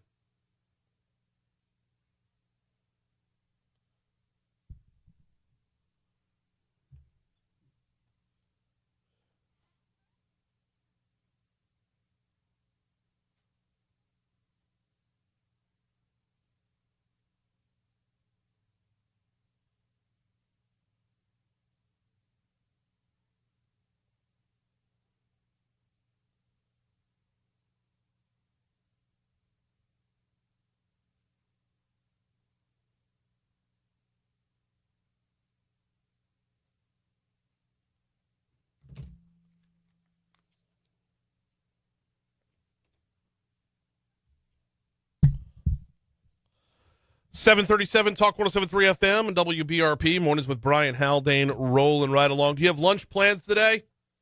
If you haven't made your lunch plans yet, let me suggest P.F. Chang's. You know where to find them. They're in Town Center. You know how to find them once you get to Town Center? Look for the giant golden horse. If you're craving something a little bit unforgettable, how about just the bold Asian flavors they have over there at P.F. Chang's? Whether you're talking Mongolian beef or the lettuce wraps are a staple. Or just the number of Asian-inspired dishes that they've got, or traditional Chinese dishes that they've got on their menu. Don't forget about the Golden Feast. You got the Korean fried chicken wings and bubbles. You've got the popcorn chicken bites with the flight of sauces. Great stuff. It's a great lunch option. You'll find them in Town Center. P.F. Chang's. Time to check in with Leah Long from the National Federation of Independent Business. She joins us now. Leah, good morning. How are you? Hey, good morning. Now I'm hungry after talking about all that. So if you've not yet had the Golden Feast over at P.F. Chang's, I can't recommend it enough because they bring out these 4 different sauces to go along with the popcorn chicken, and they go from sweet to savory to full-on kick-you-in-the-pants spicy. Okay, I'll try it next time. Awesome. We got a couple things to talk about this morning, but I want to start with we talk about consumer confidence from time to time. We talk about investor confidence from time to time, but what about hiring confidence? I saw a story from ZipRecruiter suggesting that things are going to be on the uptick real soon when it comes to the labor market. Yeah, we just put our recent optimism index. Basically, that kind of tells us how small business owners are feeling. And in our report, it did come back that the optimism is actually pretty high. Always like to say elections have consequences. And so, I think a lot of people are looking forward to what the economy may look like, not even just, on a federal level in D.C. and the policies that could happen, but also on a state level. And so small business owners, they're ready to hire. The workforce is getting better. We focus a lot on workforce development, so there's jobs to be had. People are reporting that the holiday sales are up. So right now, small business owners, they're very positive about what the next year could look like. Do we know what's causing the level of optimism in the labor market to turn? Because, sales can be up, but if there's still nobody working the register, there's got to be a separate motivation there to get people, back into the game. Yeah, I think just, for small business owners, like I said, elections have consequences. And so, I think there was a lot of kind of concern and just, uncertainty about the economy and what that looks like. And, we're hopeful that D.C. moving forward is going to be more business friendly. It's going to make it easier to own and operate a business and invest in workforce development for these businesses. And I think that's something that these small business owners are looking at and looking forward to. One of the items from ZipRecruiter says that employers are seeing a lot of internal efforts leading to greater retention. So the labor force being shored up from within. When it comes to small business, Leah, I feel like that's just standard operating procedure already. Is this everyone else catching up with what the mom and pops have already done? I think so. I mean, I know there's been a lot of talk that people love, like promote within and hire within because you've invested a lot of money and a lot of time into the employees you already have in your business. And you see that a lot, like people rise within. And so that's something I think, whether it's a small business, big business, I think that is some kind of mindset they're trying to gravitate toward because you've already put a lot of your capital into those employees you've already hired. You've trained, you've invested in their health insurance, you've just invested within your business with them. So that's something I think that's driving that aspect of it. What about investing in compensation? This is probably going back to the whole elections have consequences thing. If there's more confidence in where the market is headed, then there's going to be more revenue headed into the business. If there's more revenue headed into the business, there's more revenue for payroll. So are we seeing an investment into the compensation of employees as well? Yeah, small business owners, they obviously want to offer the best compensation package possible because you want to retain good quality employees. And so they're definitely looking at that. I know we talk a lot about I say this, but I also want to make sure that when I say this, that we talk about minimum wage a lot. And so we don't support a mandated minimum wage because we believe it's up to the business owner because it's about their business in particular. And as those employees going back, if you start out, at a basic employee and you train and you rise up within a company, obviously you're going to get promoted. You're going to make more money. So I think that's also, giving these employees an opportunity to grow within the company if they know that they are going to have an increased compensation. If they stay with the company, they work harder. And also, it helps business. It continues to grow their profit. And so I think that's probably why this compensation is up. And obviously as a small business owner, you want to retain these employees because it costs more to employ a small business employee versus, in a big business because you have to really put a lot of capital into that. And obviously a small business doesn't have all the aspects and HR administration things that a big business does. Well, not to mention the fact that turnover is such a huge cost to the business as well. To start from scratch and retrain all over again. And that's just one aspect of how turnover costs you. So, yeah, retention is definitely worth its weight in gold. Yeah, definitely. And I think that's something, they're ready to train their new employees. They're ready to promote within. They're just ready to do business. That's what I said the other day to someone. I said, they're ready to do business. They're ready to thrive. And I think, on a state level, the tax reform we just did in Louisiana, I think that's going to make a better impact on small business owners. Most file as a personal on the personal income level rate anyways. But as we continue to make Louisiana better and more business friendly, I think all businesses here, whether you're big or small, are going to continue to thrive. We're talking with Leah Long from the NFIB, the National Federation for Independent Business. Leah, you mentioned about the minimum wage. President-elect Trump was asked in an interview with NBC if he had any plans on implementing a federal minimum wage or raising because it's been at $7.25 for a while now. His response was on point. If I can inject my own personal opinion, is that a federal minimum wage, it doesn't do a whole lot of good because the cost of living in New York City and the cost of living in Louisiana are two completely different things. I would break that down a step further and say even within the state of Louisiana, your cost of living in New Orleans versus Rayville are two different things. So shouldn't the goal here for small business owners or all business owners to make minimum wage moot?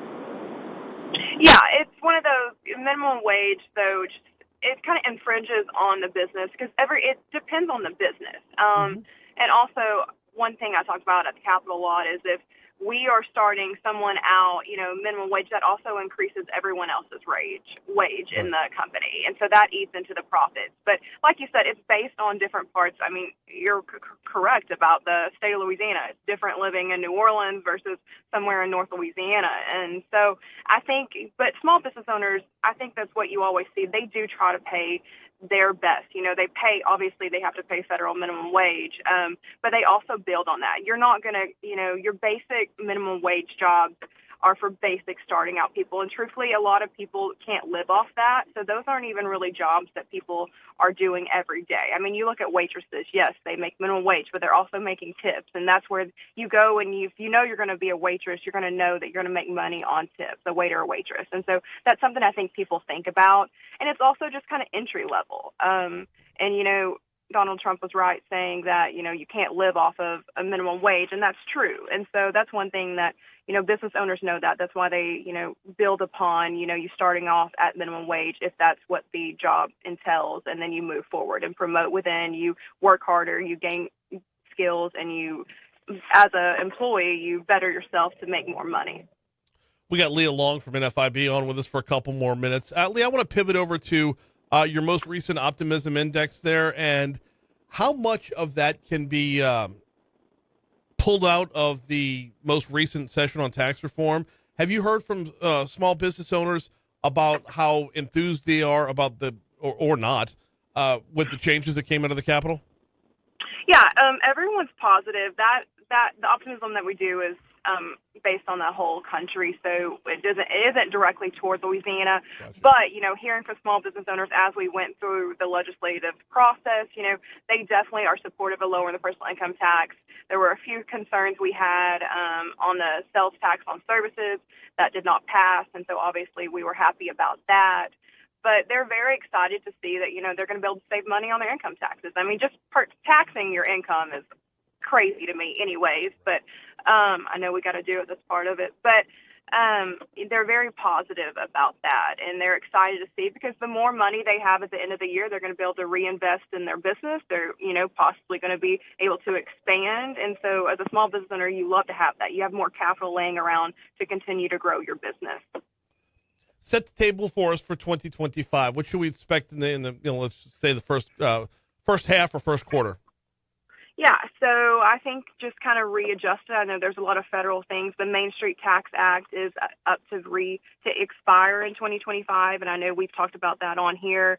The 20% deduction could go away for small business owners. So federally, that's a big push right now from NFIB to make sure that it gets reinstated and hopefully made permanent.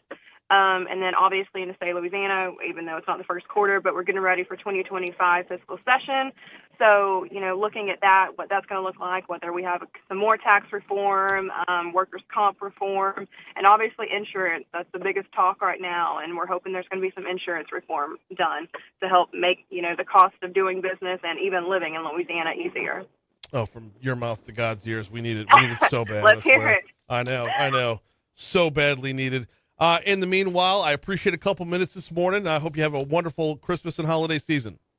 Yes, you too. Thank you. Absolutely. She is Leah Long with the National Federation for Independent Business. Definitely moving into the new year with the right frame of mind, to be sure. We got Your Money Now coming up in exactly 1 minute, which is enough time for me to remind you about just a quick hit news item, if you will. Don't forget that all lanes of I-12 eastbound are going to be closed overnight tomorrow night as they're continuing work on the College Drive flyover project. Crews are going to be completing the I-10 concrete bridge deck for the flyover project. So 12 eastbound will be closed at the split from 10 p.m. tomorrow night until 5 a.m. Sunday. And since 12 eastbound is going to be closed, what's going to happen here is if you're out and about in that area, you're just going to continue on 10 eastbound, hop off at Essen Lane, scooch over, and then hop back on 12 from Essen. So pretty quick, pretty easy detour. Some much-needed work is being done over there on the on the I-10, the College Drive flyover. It's 7:50. Here's Your Money Now.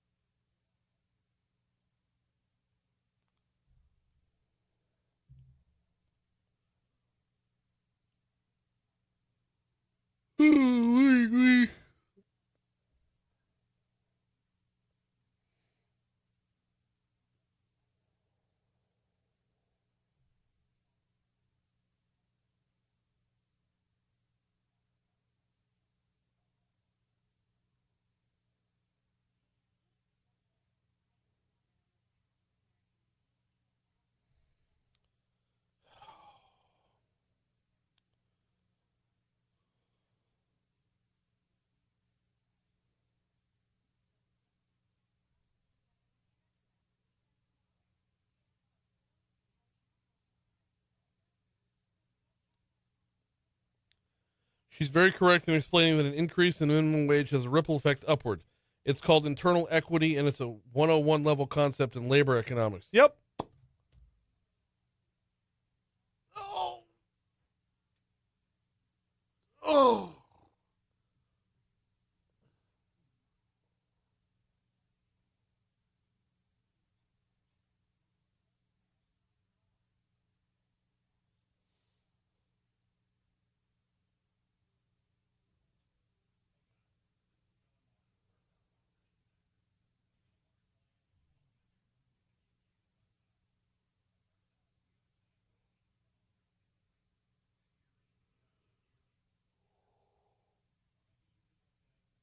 Oh, snap.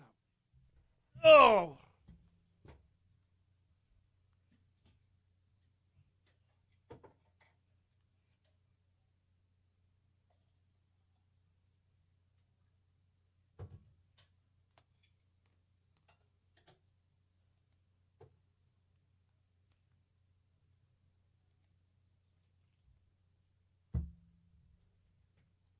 Oh.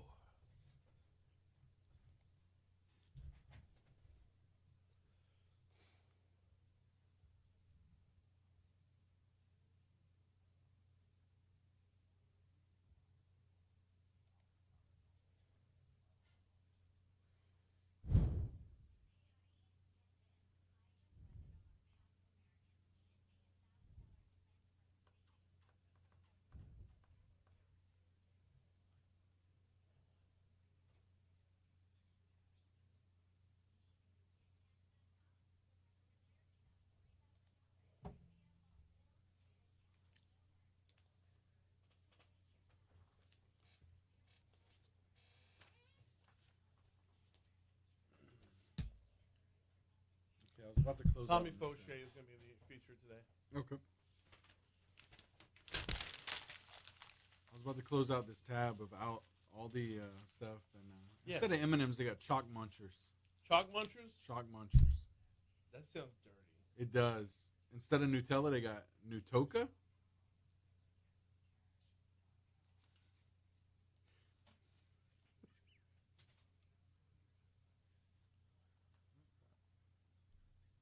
Oh, this is it. This is where I'm closing. What you out. got? I'm done. I'm closing the tab. Okay. You wanted to know what their Dr. Pepper was? Yes. Professor Peppy. I'm done. I'm done. I'm exiting out. I'm exiting out. I'm closing the tab. I'm done. Can I get a Professor Peppy, please? Peppy. Oh. You think he's a doctoral candidate.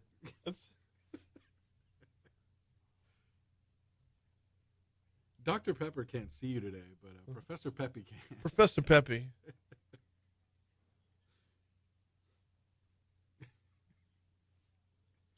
I mean, I've seen Dr. Wham. I've seen Dr. Thunder. Yeah.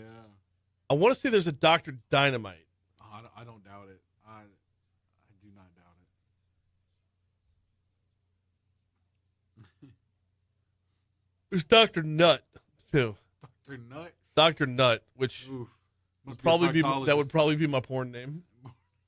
Dude.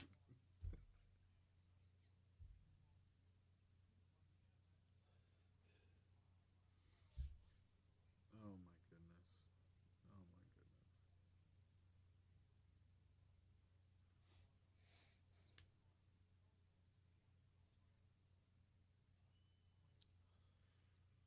Yeah, regardless of the professionalism on this show, we're really just teenage boys in men's bodies. Yeah. That's pretty much it. What's up, Rich? Yeah, no. Good. Come on in, man. Make yourself yeah. Oh, shoot. Holiday love, brother. I love it.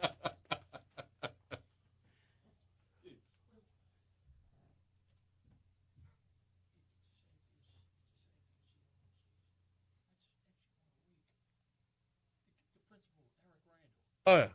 You know what? I call it the Cedar Grove miracle. His brother was bluegrass. That's a Cedar Grove miracle. That's why I go. It was, but he had lost in the speech, though. His speech was so good. Lamont's speech on Wednesday, so good.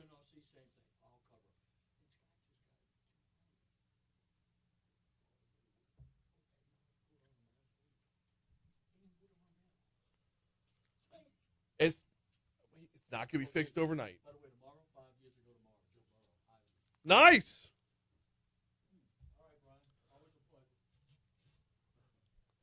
Love you, Reg. 756 Talk 107.3 FM WBRP. Mornings with Brian Haldane rolling right along. Whew. Been a busy show. Been a policy-heavy show, too, though, right? Like, it's, man.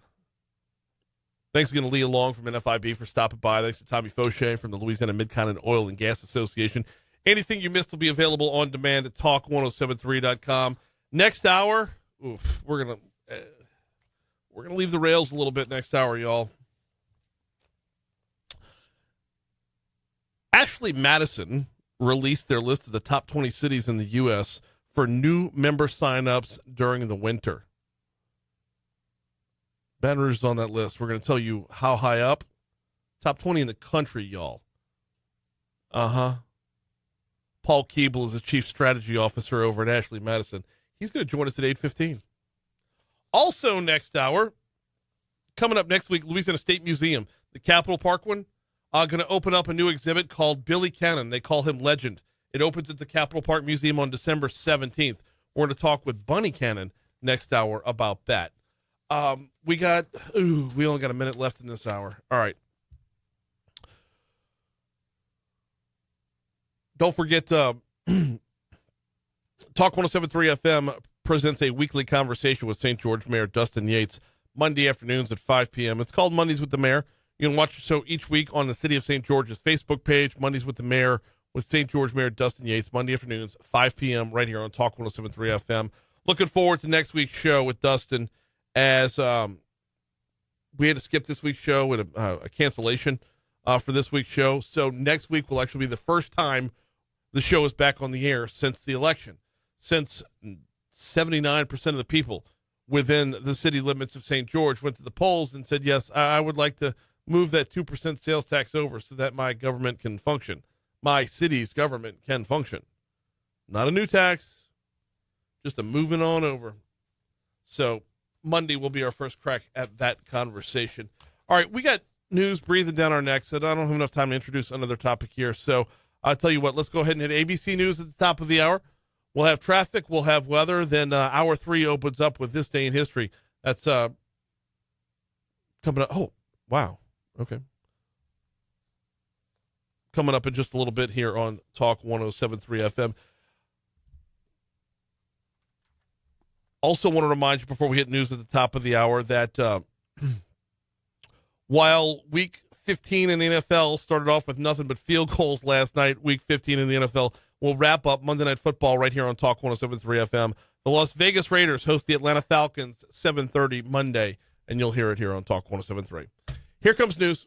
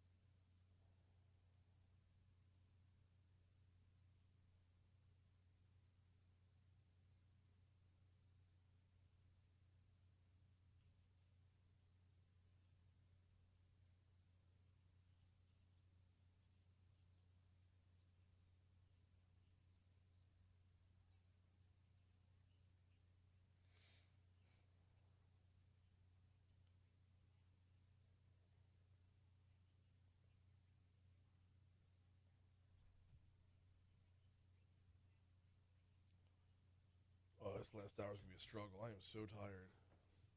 Oh, shoot.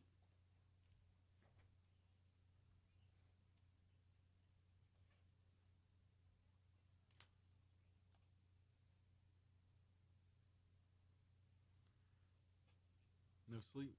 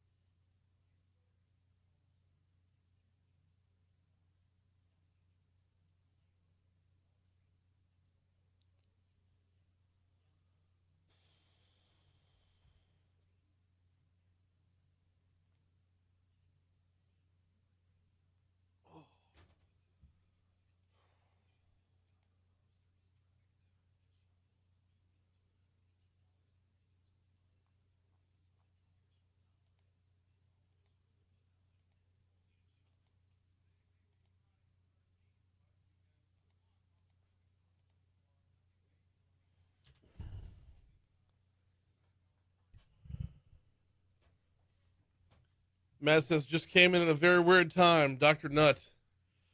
Okay, let me give you the backstory there. Mayor President Sharon Westenbroom was at the ribbon cutting for the newest Aldi. So we were doing some stuff on knockoff brands. Some of them sound really, really close. Like instead of Dr. Pepper, they have Professor Peppy.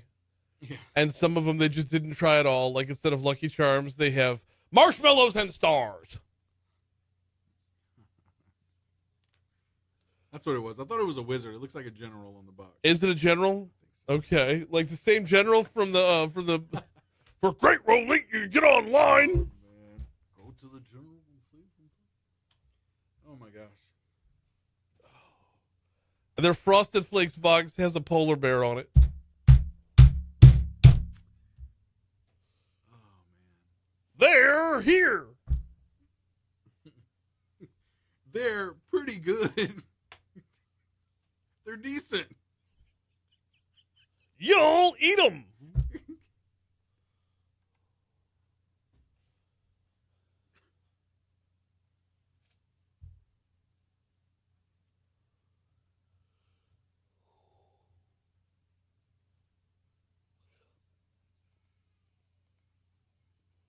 To the kids who are like, I want Frosted Flakes. We got Frosted Flakes at home.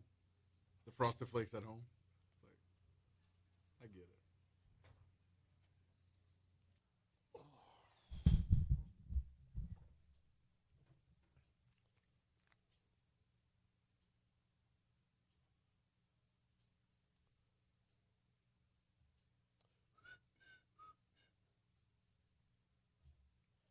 Wow.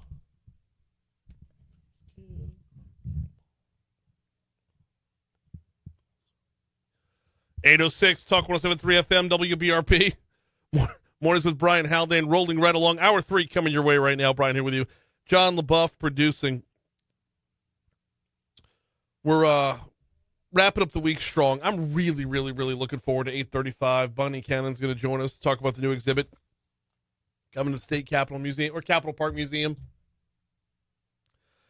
As Billy Cannon will be honored with the exhibit that's on its way, and it's on its way on December 17th. It's called Billy Cannon, They Called Him Legend.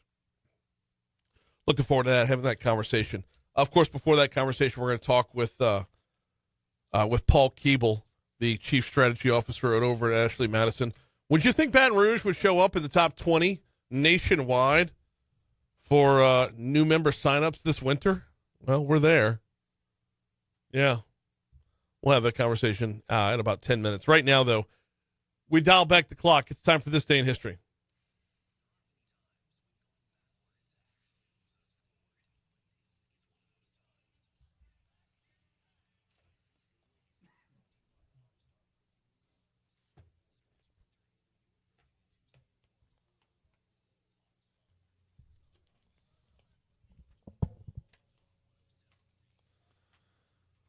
All right. Dialing the clocks back all the way to 1636. Oh. The forming of the United States National Guard today. Really? Yeah. Okay. Today. Yeah. So I guess it'd be considered a birthday as well. Yes. 1950 here. James Dean begins his career with an appearance in a Pepsi commercial. Pepsi. James Dean's career got started in a Pepsi commercial? Yeah. That's wild, right? Yeah, a little bit. I mean, got to start somewhere. Why not a Pepsi commercial? Okay. If there wasn't an Aldi's back then, an Aldi's, I'm sorry. That's like a callback. No, people are listening funny. right now. We're not listening when we did that bit. Oh, man, it's so good. No, you missed out. You definitely got it. It was fun. Go back and check it out on Facebook Live. Yes. After the show's over with, you can start the show over again. We had some fun with off-brand titles. Oh, so good. Hey, speaking of movies, actors, things of that nature, 1989, Driving Miss Daisy premiered, featuring, of course, Morgan Freeman, Jessica Tandy. And Dan Aykroyd. Dan Aykroyd was in there. Yeah. Yeah. Hey, can I dial the clock back to 1862? Let's do it. Why not? The Battle of Fredericksburg, a bloody engagement of the American Civil War in which Confederate troops were led to victory by General Robert E. Lee over the Union forces of General Ambrose Everett Burnside. Today was the Battle of Fredericksburg in 1862. Like that. Good. Yeah. Good stuff. Mine's all like entertainment-wise, so yeah, Okay, can I dial the clock back to 1545? Whoa, all right, let's do it. The 19th Ecumenical Council of the Roman Catholic Church. Okay. Huge. Yeah. Now, most people know it as the Council of Trent. Council of Trent, yeah. Council of Trent got underway today in 1545. Yes, indeed. Yeah. 1995, Christopher Reeve is released from physical rehab center after his fall from his horse in a riding competition. Yeah, today's that day. Man, yeah. 2021, if you don't have anything in between there, Elon Musk named Times Person of the Year. We were just talking about this earlier. Yeah. With, Trump. Well, yeah, because, Donald Trump was named Times Person of the Year. It's the second time getting it. Yeah. But, like, it's hard to talk about it because Taylor Swift is not affecting the world on the same level that Donald Trump is. No. But Taylor Swift is every bit as big of a chunk of our... She owns as much real estate between her ears as he does. Yeah. Okay? Just doesn't get the recognition, but I guess. But the overall change. But a $2 billion music tour. Yeah. Awards on top of awards on top of... She took home 10 awards last night from the Billboard Music Awards, including top artist. You can't watch Chiefs football without seeing her 50 times during the game. She's got to be a close second, though, right? I would think so. It's got to be. We're giving when it you to can Taylor pull in $2 billion. Yeah. Hey, check this out. In 2022, the first nuclear fusion reaction in a lab, replicating the same energy that powers the sun, announced by scientists at Lawrence Livermore National Laboratory, California. No big deal. We just got, nuclear reactors. Like, hey, can we roll back the clock to 2003? Yeah. Iraqi President Saddam Hussein was captured by U.S. forces on this day in 2003. Yeah, nice. And 5 years ago, if I got this right, Condon came down the hall to share this with us. I was this day 5 years ago that Joe Burrow took home his Heisman. Nice. Yep. Moving on to birthdays. Yep. Dick Van Dyke today. Okay. Yeah. Let's see. Got a couple. Country singer Randy Owen as well. Ted Nugent today. Steve Buscemi. Yep. Let's see. Who else Why we do you got? keep skipping her? Jamie Foxx. Yeah, skipping who? What are you talking about? You mean Amy Lee from Evanescence? No. Let's see. I'm trying to think. I don't know who else. And I don't mean actor Christopher Plummer either. It's his birthday. Yeah. I mean, we literally just talked about. We literally just talked about it. Who could it be, though? Mary Todd Lincoln. That's who. Okay. Mary Todd Lincoln, born on this day in 1818. No, that's not who I'm talking about. Maybe a little artist by the name of Taylor Swift. Yes, it's yes, Taylor Swift's birthday. Absolutely. She's number one on the list. I just, I got to kind of dance around it. Right. Also born. You mentioned Jamie Foxx. Yes. Yeah. Did you mention Ben Bernanke? Oh, I didn't. Yeah. Economist Ben Bernanke, born on this day in 1953. Also, we had born on this day Italian sculptor and Ninja Turtle Donatello, born on this day in 1386. I mentioned Mary. No, I'm sorry. I jumped the gun there. Donatello died on this day. Oh. Yeah. Herman Cain was born on this day in 1945. Nice. And over in the sports world, if I can flip which page I'm on here, there we go. Hall of Fame Cubs pitcher Fergie Jenkins, born on this day in 1943. Hall of Fame Chicago Bears defensive end Richard Dent in 1960. And everyone's favorite defensive coordinator, former Nebraska head football coach Bo Pelini. Yeah. Moving on to deaths here. In 2016, Alan Thicke. Aw. Man. TV dad there. Yeah. Let's see. Anybody noticeable besides, Well, I had Donatello for you there. Yeah, you did? Yeah. You did? Famous artist and Ninja Turtle. Famous painter, speaking of, Grandma Moses. Died today? Yeah. Okay. I don't know who Grandma Moses is. Oh, so I was hoping you knew. No. She's up on this list, Yeah. Let's see. Yeah, I don't know. That's all I've got as far as deaths are concerned. Yeah. And, of course, like I said earlier, as far as national days go, of course, the National Guard's birthday. Mm-hmm. Aside from that, National Cocoa Day. Cocoa Day. Right. I got Cocoa Day. We'll take it. All right. It's coming up on 8:15 at Talk 107.3 FM, WBRP. Let's take a quick break. When we come back, I really don't know how this conversation is going to go, but we're talking with Ashley Madison. Not Ashley herself. We're talking about Ashley Madison next.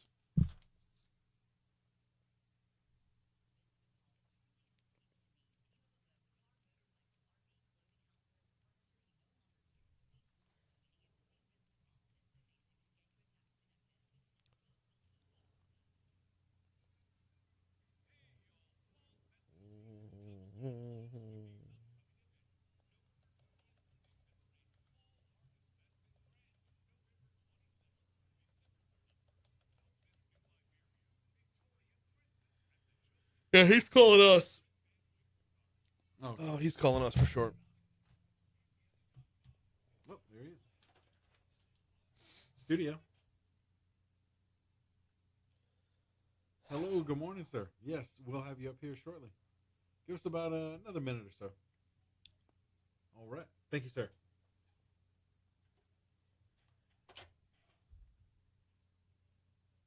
It's so strange. You're right. I don't know. I'm looking forward to this interview, but yeah, it's just.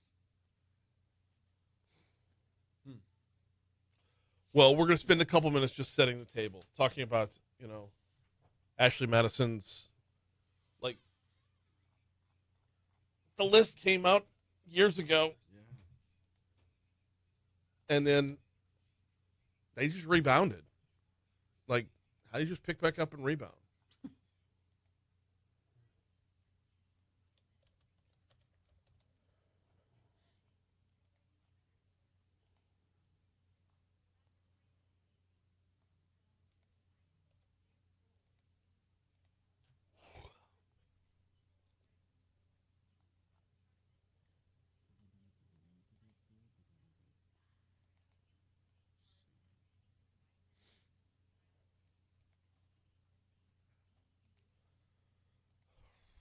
I still got my Vex European to go.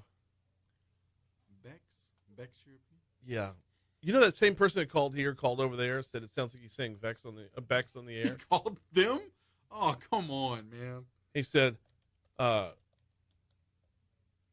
guy called Vinny over there and asked for Vinny and said, I don't know how people are going to find you because he's saying Vex European. And Vinny goes, you found me. Right. Oh.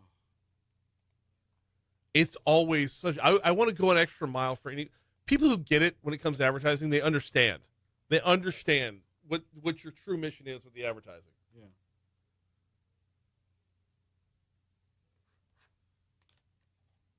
Oh no, people are gonna find you. Come on, you called me.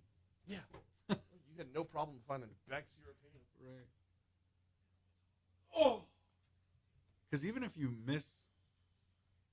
mishear it, you're gonna Google it, Bex, and it's gonna correct you. Oh, you mean Vex? Not necessarily. Oh, really? Because if I say Bex, you're thinking BECK, not BEX. But still. You got it right. I don't think you ever misheard it. No, it's just something. I've listened to spots so many times. Yeah.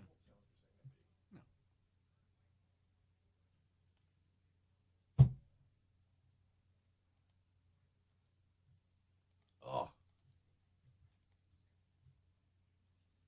Just something to complain about, man. Something to be angry about. Always.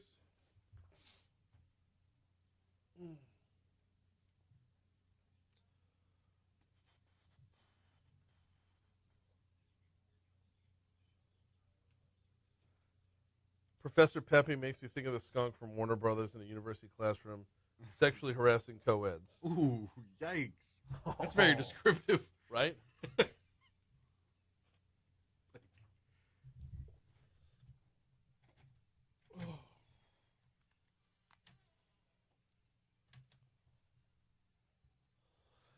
.818 Talk 107.3 FM WBRP. Mornings with Brian Haldane rolling right along. We're running a couple minutes behind, so let's go ahead and welcome in our next guest. Every year, Ashley Madison puts out their list of the top 20 cities in the U.S. for new member signups during the winter. Paul Keable is the Chief Strategy Officer over at Ashley Madison. Joins us now. Paul, how are you, sir?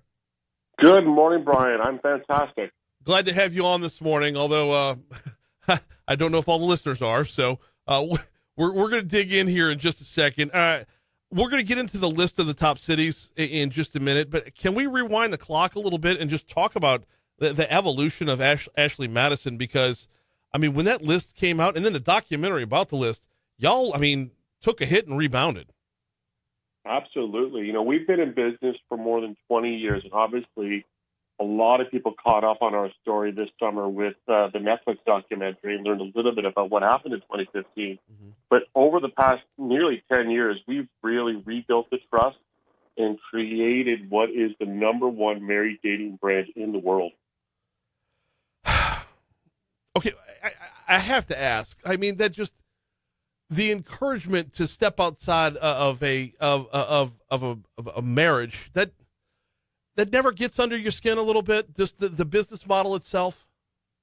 Well, I think that's a bit of a misperception of our business. We're not out there really encouraging people to have affairs. If I could, convince a happily married couple to join Ashley Madison, to cheat on one another, that would make our business, 10 times the size probably.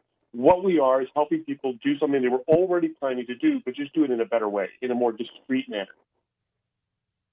Okay, that's fair. That's fair. What goes into making the list? The top U.S. cities for winter affairs. How do y'all accumulate this list? Yeah, so what we do every sort of winter is look at the previous winter to see where the majority of signups were, to give a bit of an indication where we're likely to see signups across America this winter. Because as people sort of travel and they look to have a little warm body with them, because you got to remember, the main reason why, at least for women, to sign up to Ashley Madison is because they're looking to, fill something that's missing in their primary relationship, and it's often an intimate part of their life that's missing. In essence, 80% of the people or 80% of the women on Ashley Madison were joining because they're in a sexless or orgasmless marriage. And so over these cold winter nights, it's nice to have a warm body with you that sometimes isn't necessarily your husband. Are these people that are traveling to Baton Rouge, from Baton Rouge, or a mix of the two? Probably a little mix of the two, because we always know there's snowbirds from all across America, and even I'm in Canada, so some of us like to travel down south for the cold months. So it's a combination of those aspects, particularly in the winter months. And I think a place like Baton Rouge is a gorgeous place to visit, and what a nice way to sort of spend the winter. We're talking with Paul Keable, the Chief Strategy Officer for Ashley Madison, because Baton Rouge has shown up on the list of top U.S. cities for winter affairs. Okay, one more before we get into where Baton Rouge ranks here. and that is what goes into the numbers. Are these just raw numbers, or is it per capita based on the city? So we look at per capita because, as you can imagine, with a site like ours, the biggest cities are always going to rank in the top in terms of pure raw numbers from New York and LA, Dallas. So we really want to give people more of a perspective of, based on a per capita ranking, what does affairs look like across America? And when you look at the map, it's interesting. It's rather ubiquitous. It's all across America, on the coast, in the flyover states, and of course in Louisiana. All right, Paul. Where does Louisiana fall on the list, man? So for those of you down in Baton Rouge, you ranked 15 out of the top 20 this year. So, depending on your view of things, you got a little room to grow. But I think this stands to say that you guys have some steamy winter nights coming up. Can we go back into that part of it? Because I don't just being a resident of Baton Rouge. You walk around, you see your neighbors, you know what's going on, or so you think. Is there something, other than heading south for the winter like a migratory bird, is there something about Baton Rouge that puts us on this list or makes us attractive to this list? Absolutely. I think, a place like anywhere across Louisiana, this is a state where people have, some deep roots from the French culture, and infidelity is very much part of their DNA. And I think that has, cropped up in Baton Rouge. And people, you say you know your neighbors and you know what they're doing. Well, in fact, that's the whole reason Ashley Madison exists. We're built on the idea of discretion. We want to help like-minded people connect with one another, but you don't necessarily want your neighbors, your family, your colleagues to know about your business. And so at Ashley Madison, you can explore these spaces with a bit of discretion so you can determine how far you want to go before you take that first step. We got just a couple minutes left with Paul Keable, the Chief Strategy Officer over at Ashley Madison. Okay, broaden this out for us, if you will. Give us the rundown of the full top 20, because I think it does exemplify what you were talking about, Paul, is that this isn't there's no regional bias here. No, what's kind of interesting is that we always see one particular state show up, usually in the top 5, and that's Florida. Yeah. And that's going to be a combination of a lot of snowbirds, plus it's just a sunny, great destination, and Florida is a place where a lot of interesting things happen, I think, culturally speaking. So Miami, Orlando, and Las Vegas come in our top 3. And then coming back to Florida, we see Tampa, then Cincinnati, Atlanta, Minneapolis, Richmond, Buffalo, St. Paul, Pittsburgh, Spokane, Cleveland, Denver, Baton Rouge, Tucson, Reno, Colorado Springs, Bakersfield, and Aurora. So you can see we have flyover states, we have coastal cities, we have blue states, we have red states. Here's the truth of the matter. Infidelity appears in every culture, every economic status, every ethnicity, every religion. We are the number one brand in this space for a reason, because Americans are very interested in non-monogamous activity. So I look at the list, and as a destination, I kind of understand Colorado. Like, you're going to ski, right? I get that. I understand that. But having Minneapolis and St. Paul, like the Twin Cities. Not everybody has the wherewithal to travel over the winter months. And listen, I'm from Toronto, so it's a balmy -5 up here today Celsius.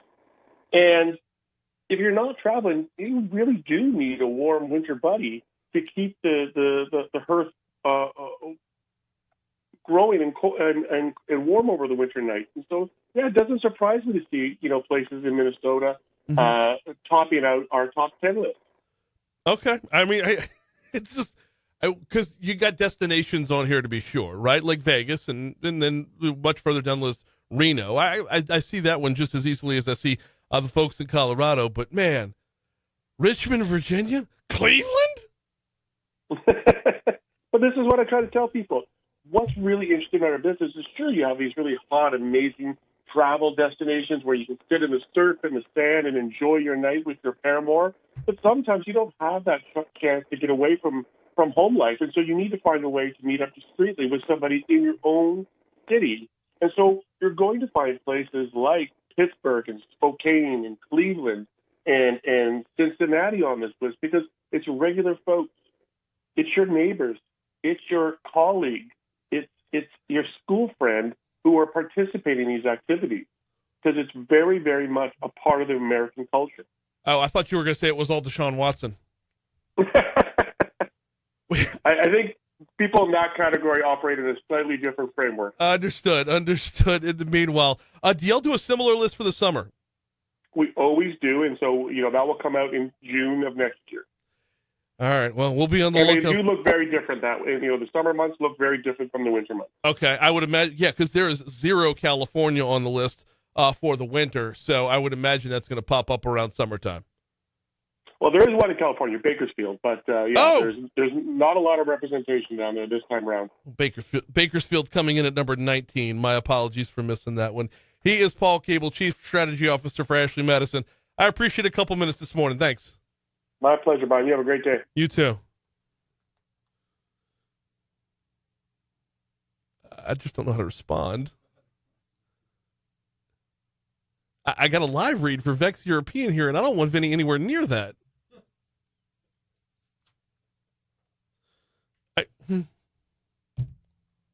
We're number 15 on the list, y'all. Number 15 nationwide for winter affairs. Winters ain't that cold. Should we be higher or lower? I don't know. I don't even. Well, is it weird that there's like this? Again, we missed the playoff, but we're in a bowl game.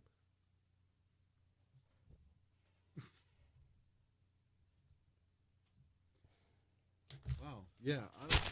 You know we're not going to be on the summer list, right? There's just no way. No. I bet you New Orleans pops up on the summer list. And that's the other thing, though. New Orleans didn't pop up on there. And New Orleans is known for, you got Christmas travel, to be sure. Yeah. Right? I'm not going anywhere near the Facebook mentions right now. Oh, no, yeah. And I see some comments. I'm clicking on it. No, I wouldn't. I'm not. Got the alert on the screen, Facebook comments. Yeah, no, I see the alerts. Not gonna. I see that little tab popping up. Whew. All right, I'm gonna let ABC break the tension here, and we'll have our news, we'll have our traffic, we'll have our weather, and then we'll get back into some stuff that's actually going on here at Baton Rouge on the back end of the news break. Did you have a running count in your head of the double entendres he was spitting out? Oh yeah.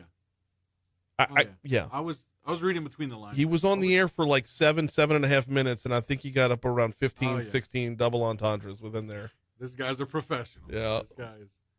Yeah. He called us a grower. Yeah. This is what happens when we don't have a Foodie Friday, by the way. This is what we get. All right, we got a break. We got a break. Here's news. We got 15 seconds. We got 15 seconds. No, we got 15 seconds of. You just can make me take all of it. You know what? We got 10 seconds now of just. Just the normalization of infidelity is so disturbing to me. I don't know where to go with that.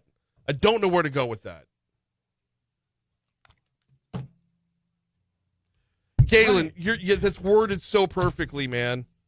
That's worded so perfectly. It's weird how he tries to normalize infidelity. Well, I think that's where a lot of it is kind of jaw-dropping. It's kind of awing because we're talking about infidelity. We're talking about going outside of your marriage. And the way it's like, well, they're going to do it anyway. We're just going to give them a better option to do that. Right.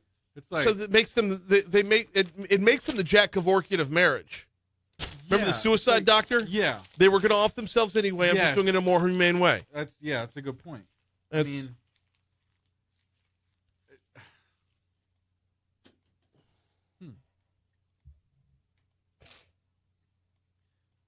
Worth talking about, but when you're in it, it's like, oh, wow, okay.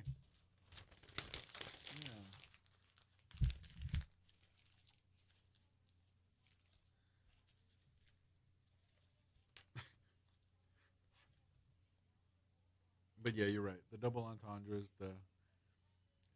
this guy knows how to get around it. Speak to the media and kind of, I don't want to say beat around the bush, but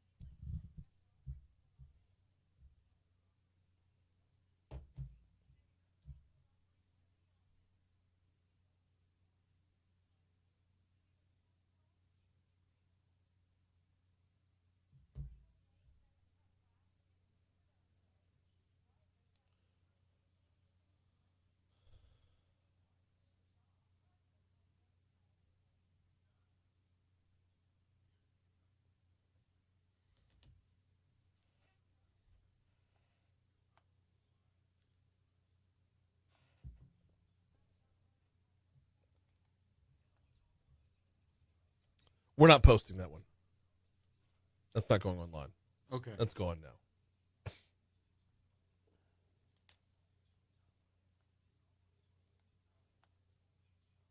Okay, I'll delete it then, because I actually had it, because I have like the draft or whatever. So it's get rid of it. As the more I think about it, it was not as fun as it was supposed to be. And I have no problem making jokes and having punchlines and whatnot, but when he said infidelities in our DNA, I think that crossed the line, and I probably should have bailed on it right then. The intent of that was to be fun and funny. The intent of that was to be lighthearted. Yeah. I don't feel like it came across that way.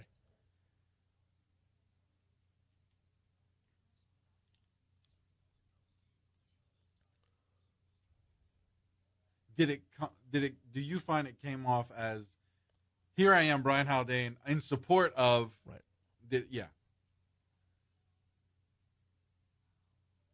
Oh yeah, there were a couple times, like those moments when he would talk and you and I just kind of like, whoa, like he's really saying this. Like this did not go in the direction I thought. That's why when you first mentioned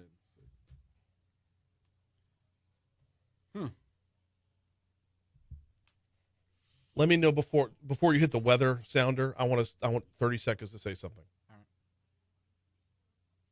No bump, just cold. Cool.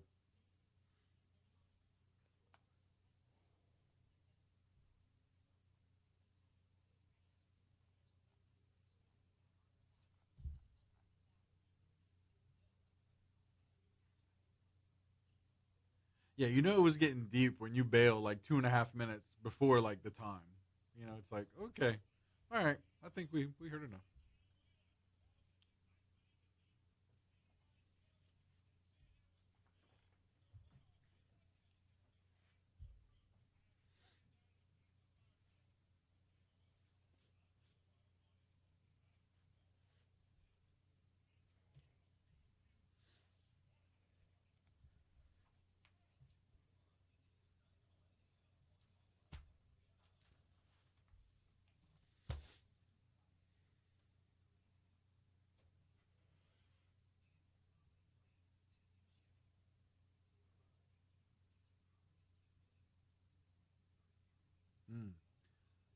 I don't know if you addressed this comment, but Matt says they rebounded because people don't care. Yeah, I saw it. Oh yeah, I saw it, and he's right. He's right too. Do something shady and do it anonymously.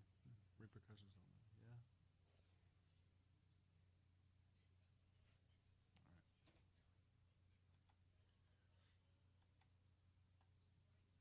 You're right.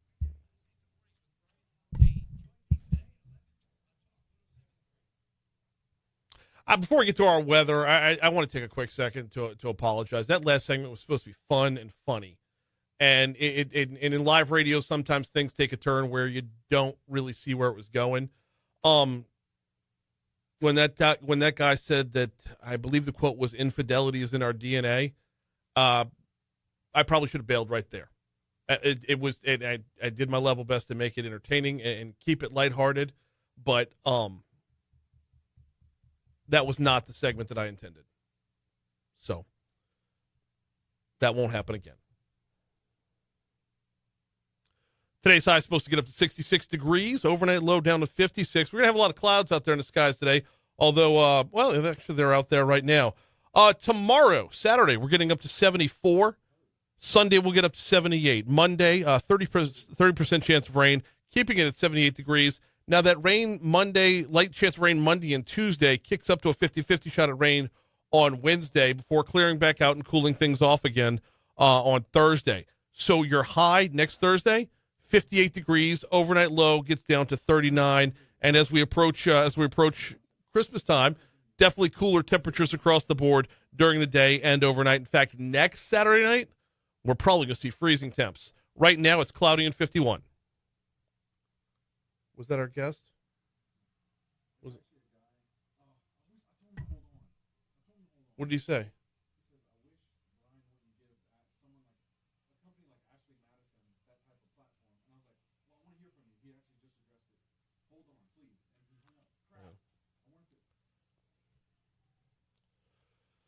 8:39, Talk 107.3 FM, WBRP, Mornings with Brian Haldane, rolling right along. So coming up next week,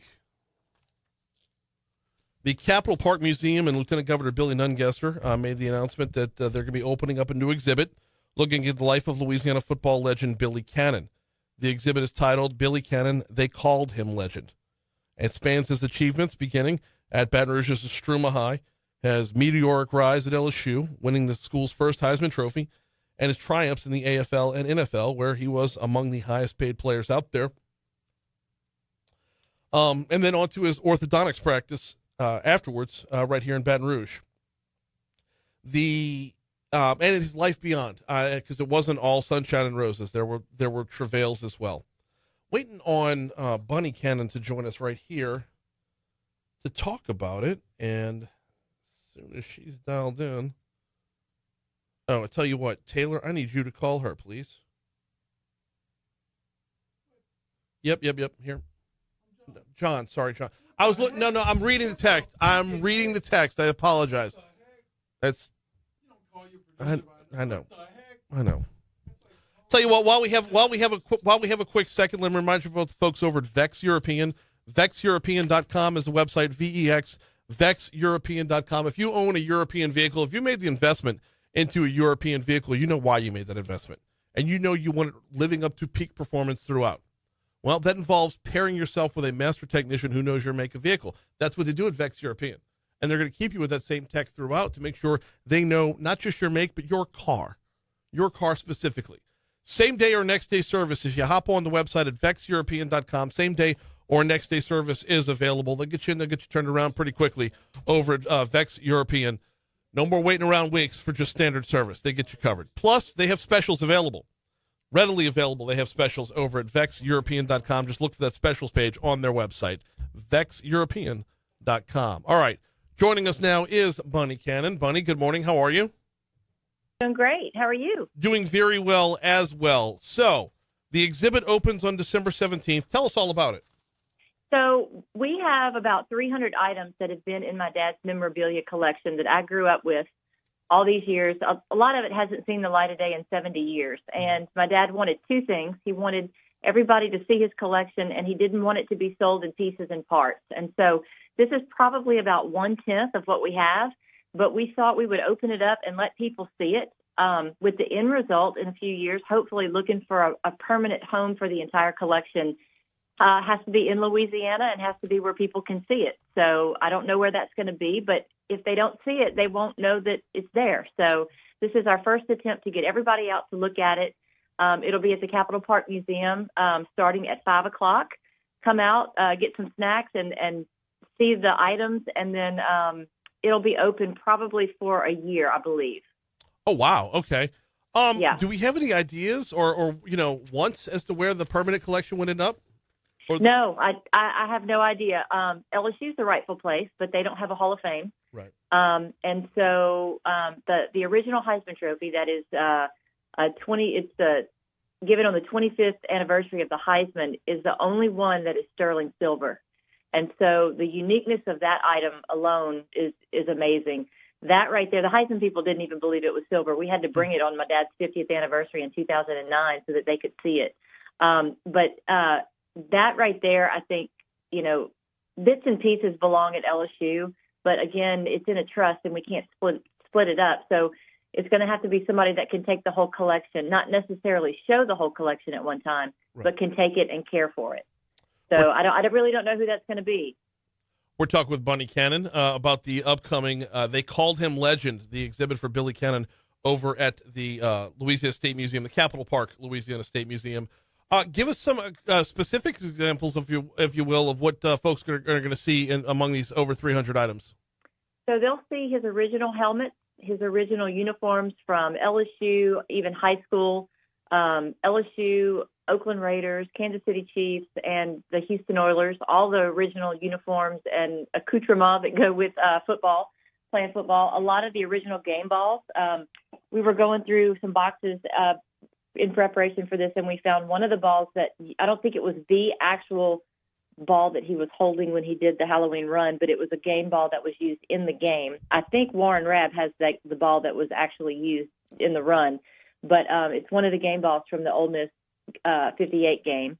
Had my mom's version of a Post-it note on there.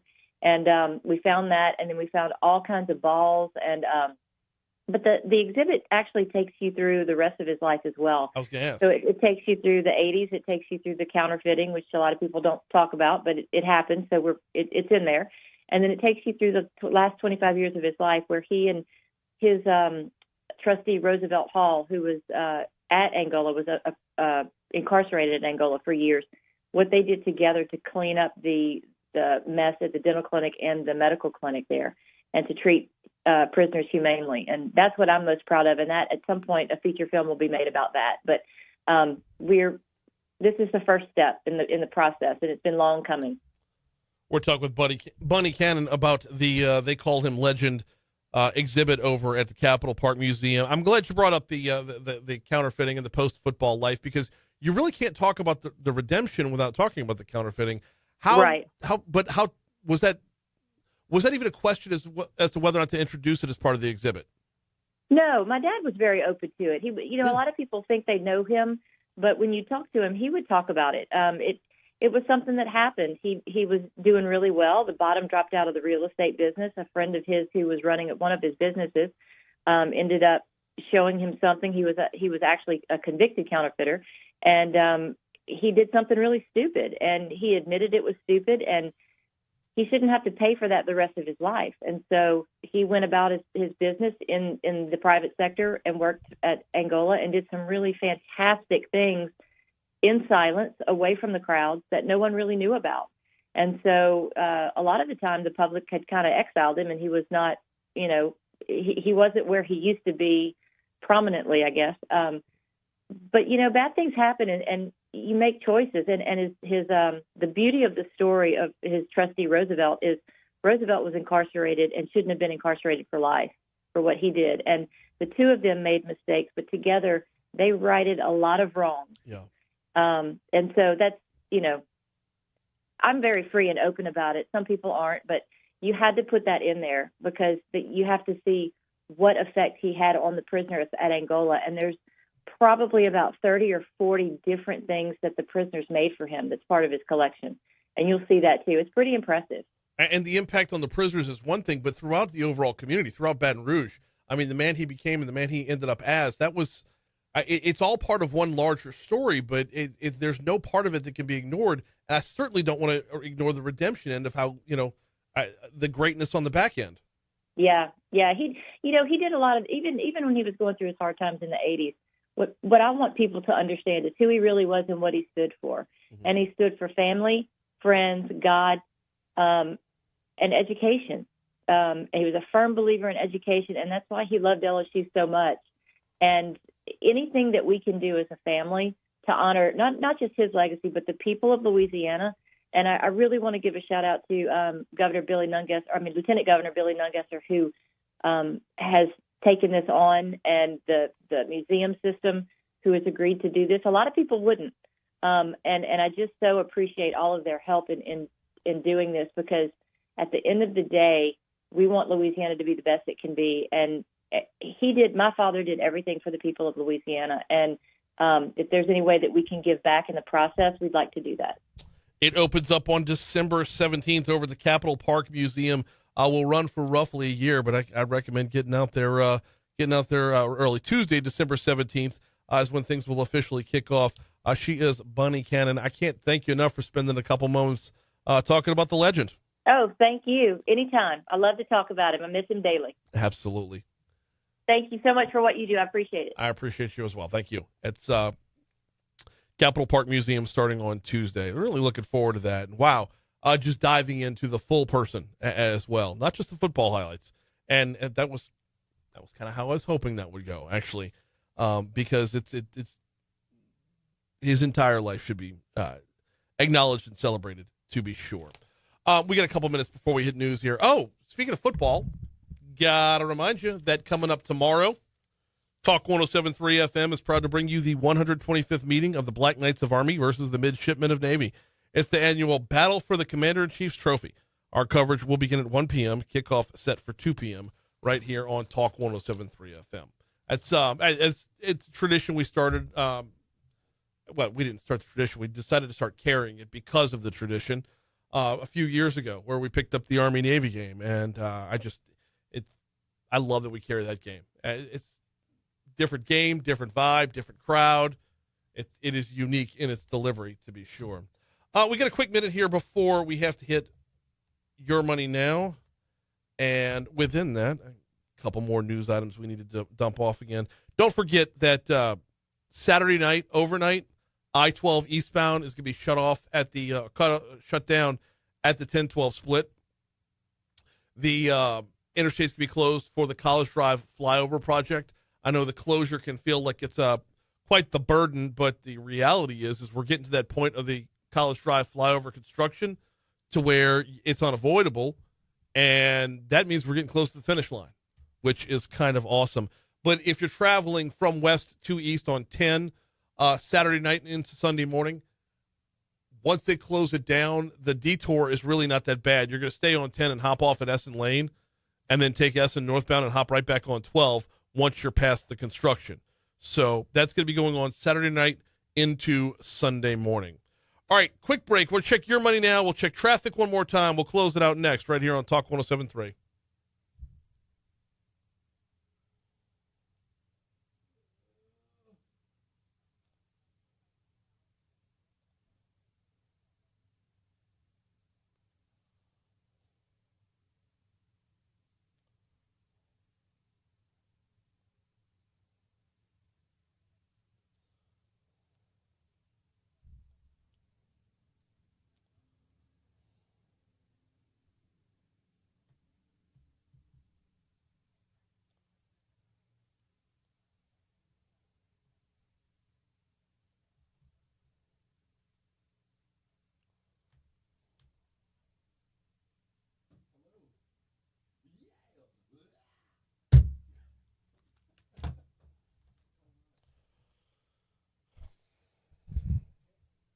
Ashley Madison.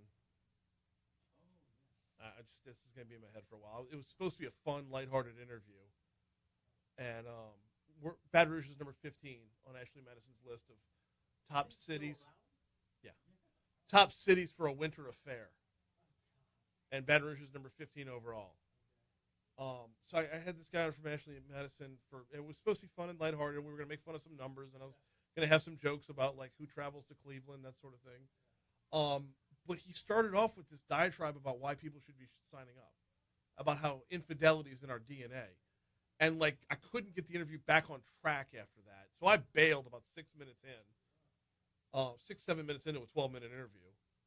But just the whole thing, like, because it was, like, if it wasn't live, I would have never aired it. But because it was live, it's like, fuck, now people think I endorse Ashley Madison. Like,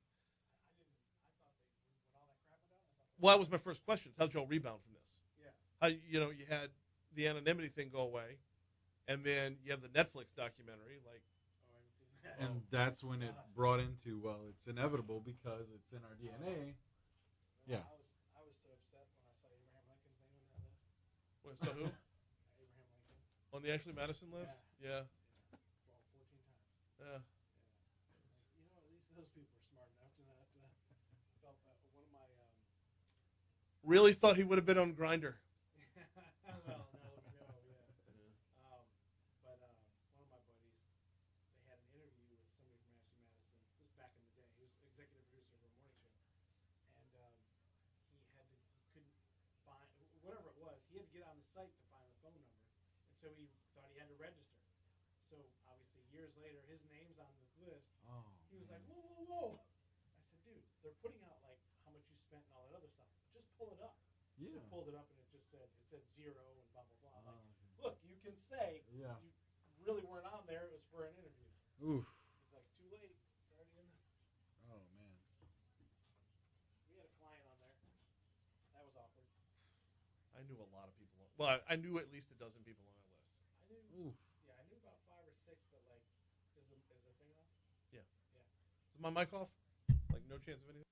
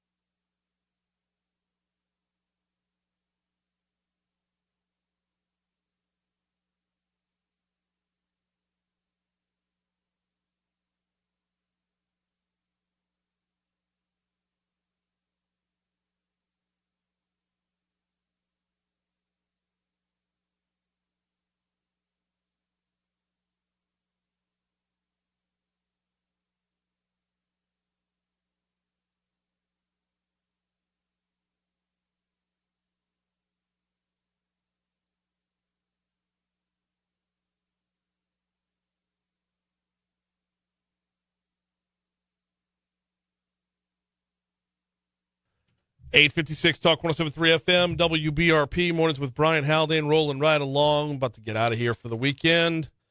Hand things off to Moon Griffon. We'll be back at it next week. By the way, next week's going to be the last week on the air for this year, or at least live with me as the host. I'm going to have guest hosts in, as I'll be taking some time off during the holidays. So we'll be back at it full force come Monday, taking you all the way up through up until Christmas week. All right, before we get out of here, we get the outside in. Let's go.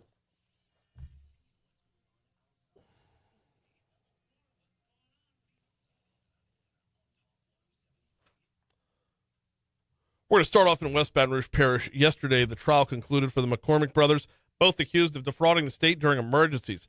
Judge Alvin Batiste delivered the split verdict just after 6 p.m. of more than 400 charges that the brothers faced. Robert and Thomas McCormick were accused of fleecing the state of Louisiana for more than $800,000 during state emergencies like Hurricanes Laura and Delta, as well as the winter storm of 2021. Robert McCormick, the former Office of the State Fire Marshal employee, was found guilty of on 172 different counts. Thomas McCormick was found guilty on 166 counts. Heading over to Livingston Parish, 10 men were arrested on counts of indecent behavior with a minor, accused of social media platforms to seek out children in Livingston Parish. That's according to the Parish Sheriff's Office. Livingston Parish Sheriff's detectives made the arrests in November with the assistance of the Attorney General's Office Bureau of Investigations, Louisiana Homeland Security Investigations, and the Ascension Parish Sheriff's Office, as well as Lincoln Parish Sheriff's Office. This is according to Livingston Parish Sheriff Jason Hard. The 10 men were from all over the state. There was not one locale on this, so they were kind of spread across the state. Next stop, Tangipahoa Parish. Southeastern Louisiana University Police Department's Canine Jula has received a bullet and stab protective vest thanks to a donation from a nonprofit organization called Vested Interest in Canines. Canine Jula's vest was sponsored by Vested Interest in Canines and embroidered with the sentiment in memory of Kathy W. Coldway. Closing out in St. Tammany Parish. The St. Tammany Parish Hospital in Covington celebrated its 70th anniversary this week. At the main entrance right there at the corner of Tyler and 11th Streets in Covington, the multiple award-winning hospital has grown in size, scope, service over the last 70 years. It's definitely not the hospital today that was, 4 blocks away from where I grew up. It's grown. It's gotten big. That's going to do it for us, y'all. I can tell you, looking forward towards next week, we've got a number of conversations already lined up right now. Among them, talk with Colter McCann on Monday. Colter McMahon on Monday. He's with the Louisiana Auto Dealers Association. They've got some interesting feedback coming in towards the end of this year. Also, we'll have our DC Current segments with both Congressman Carter and Graves slated for next week. Oh, and as Speedy Eats is making their way into the market, we're going to have Speed Bancroft on with us next week as well. Right now, we're handing things off to Moon. You'll have a great weekend.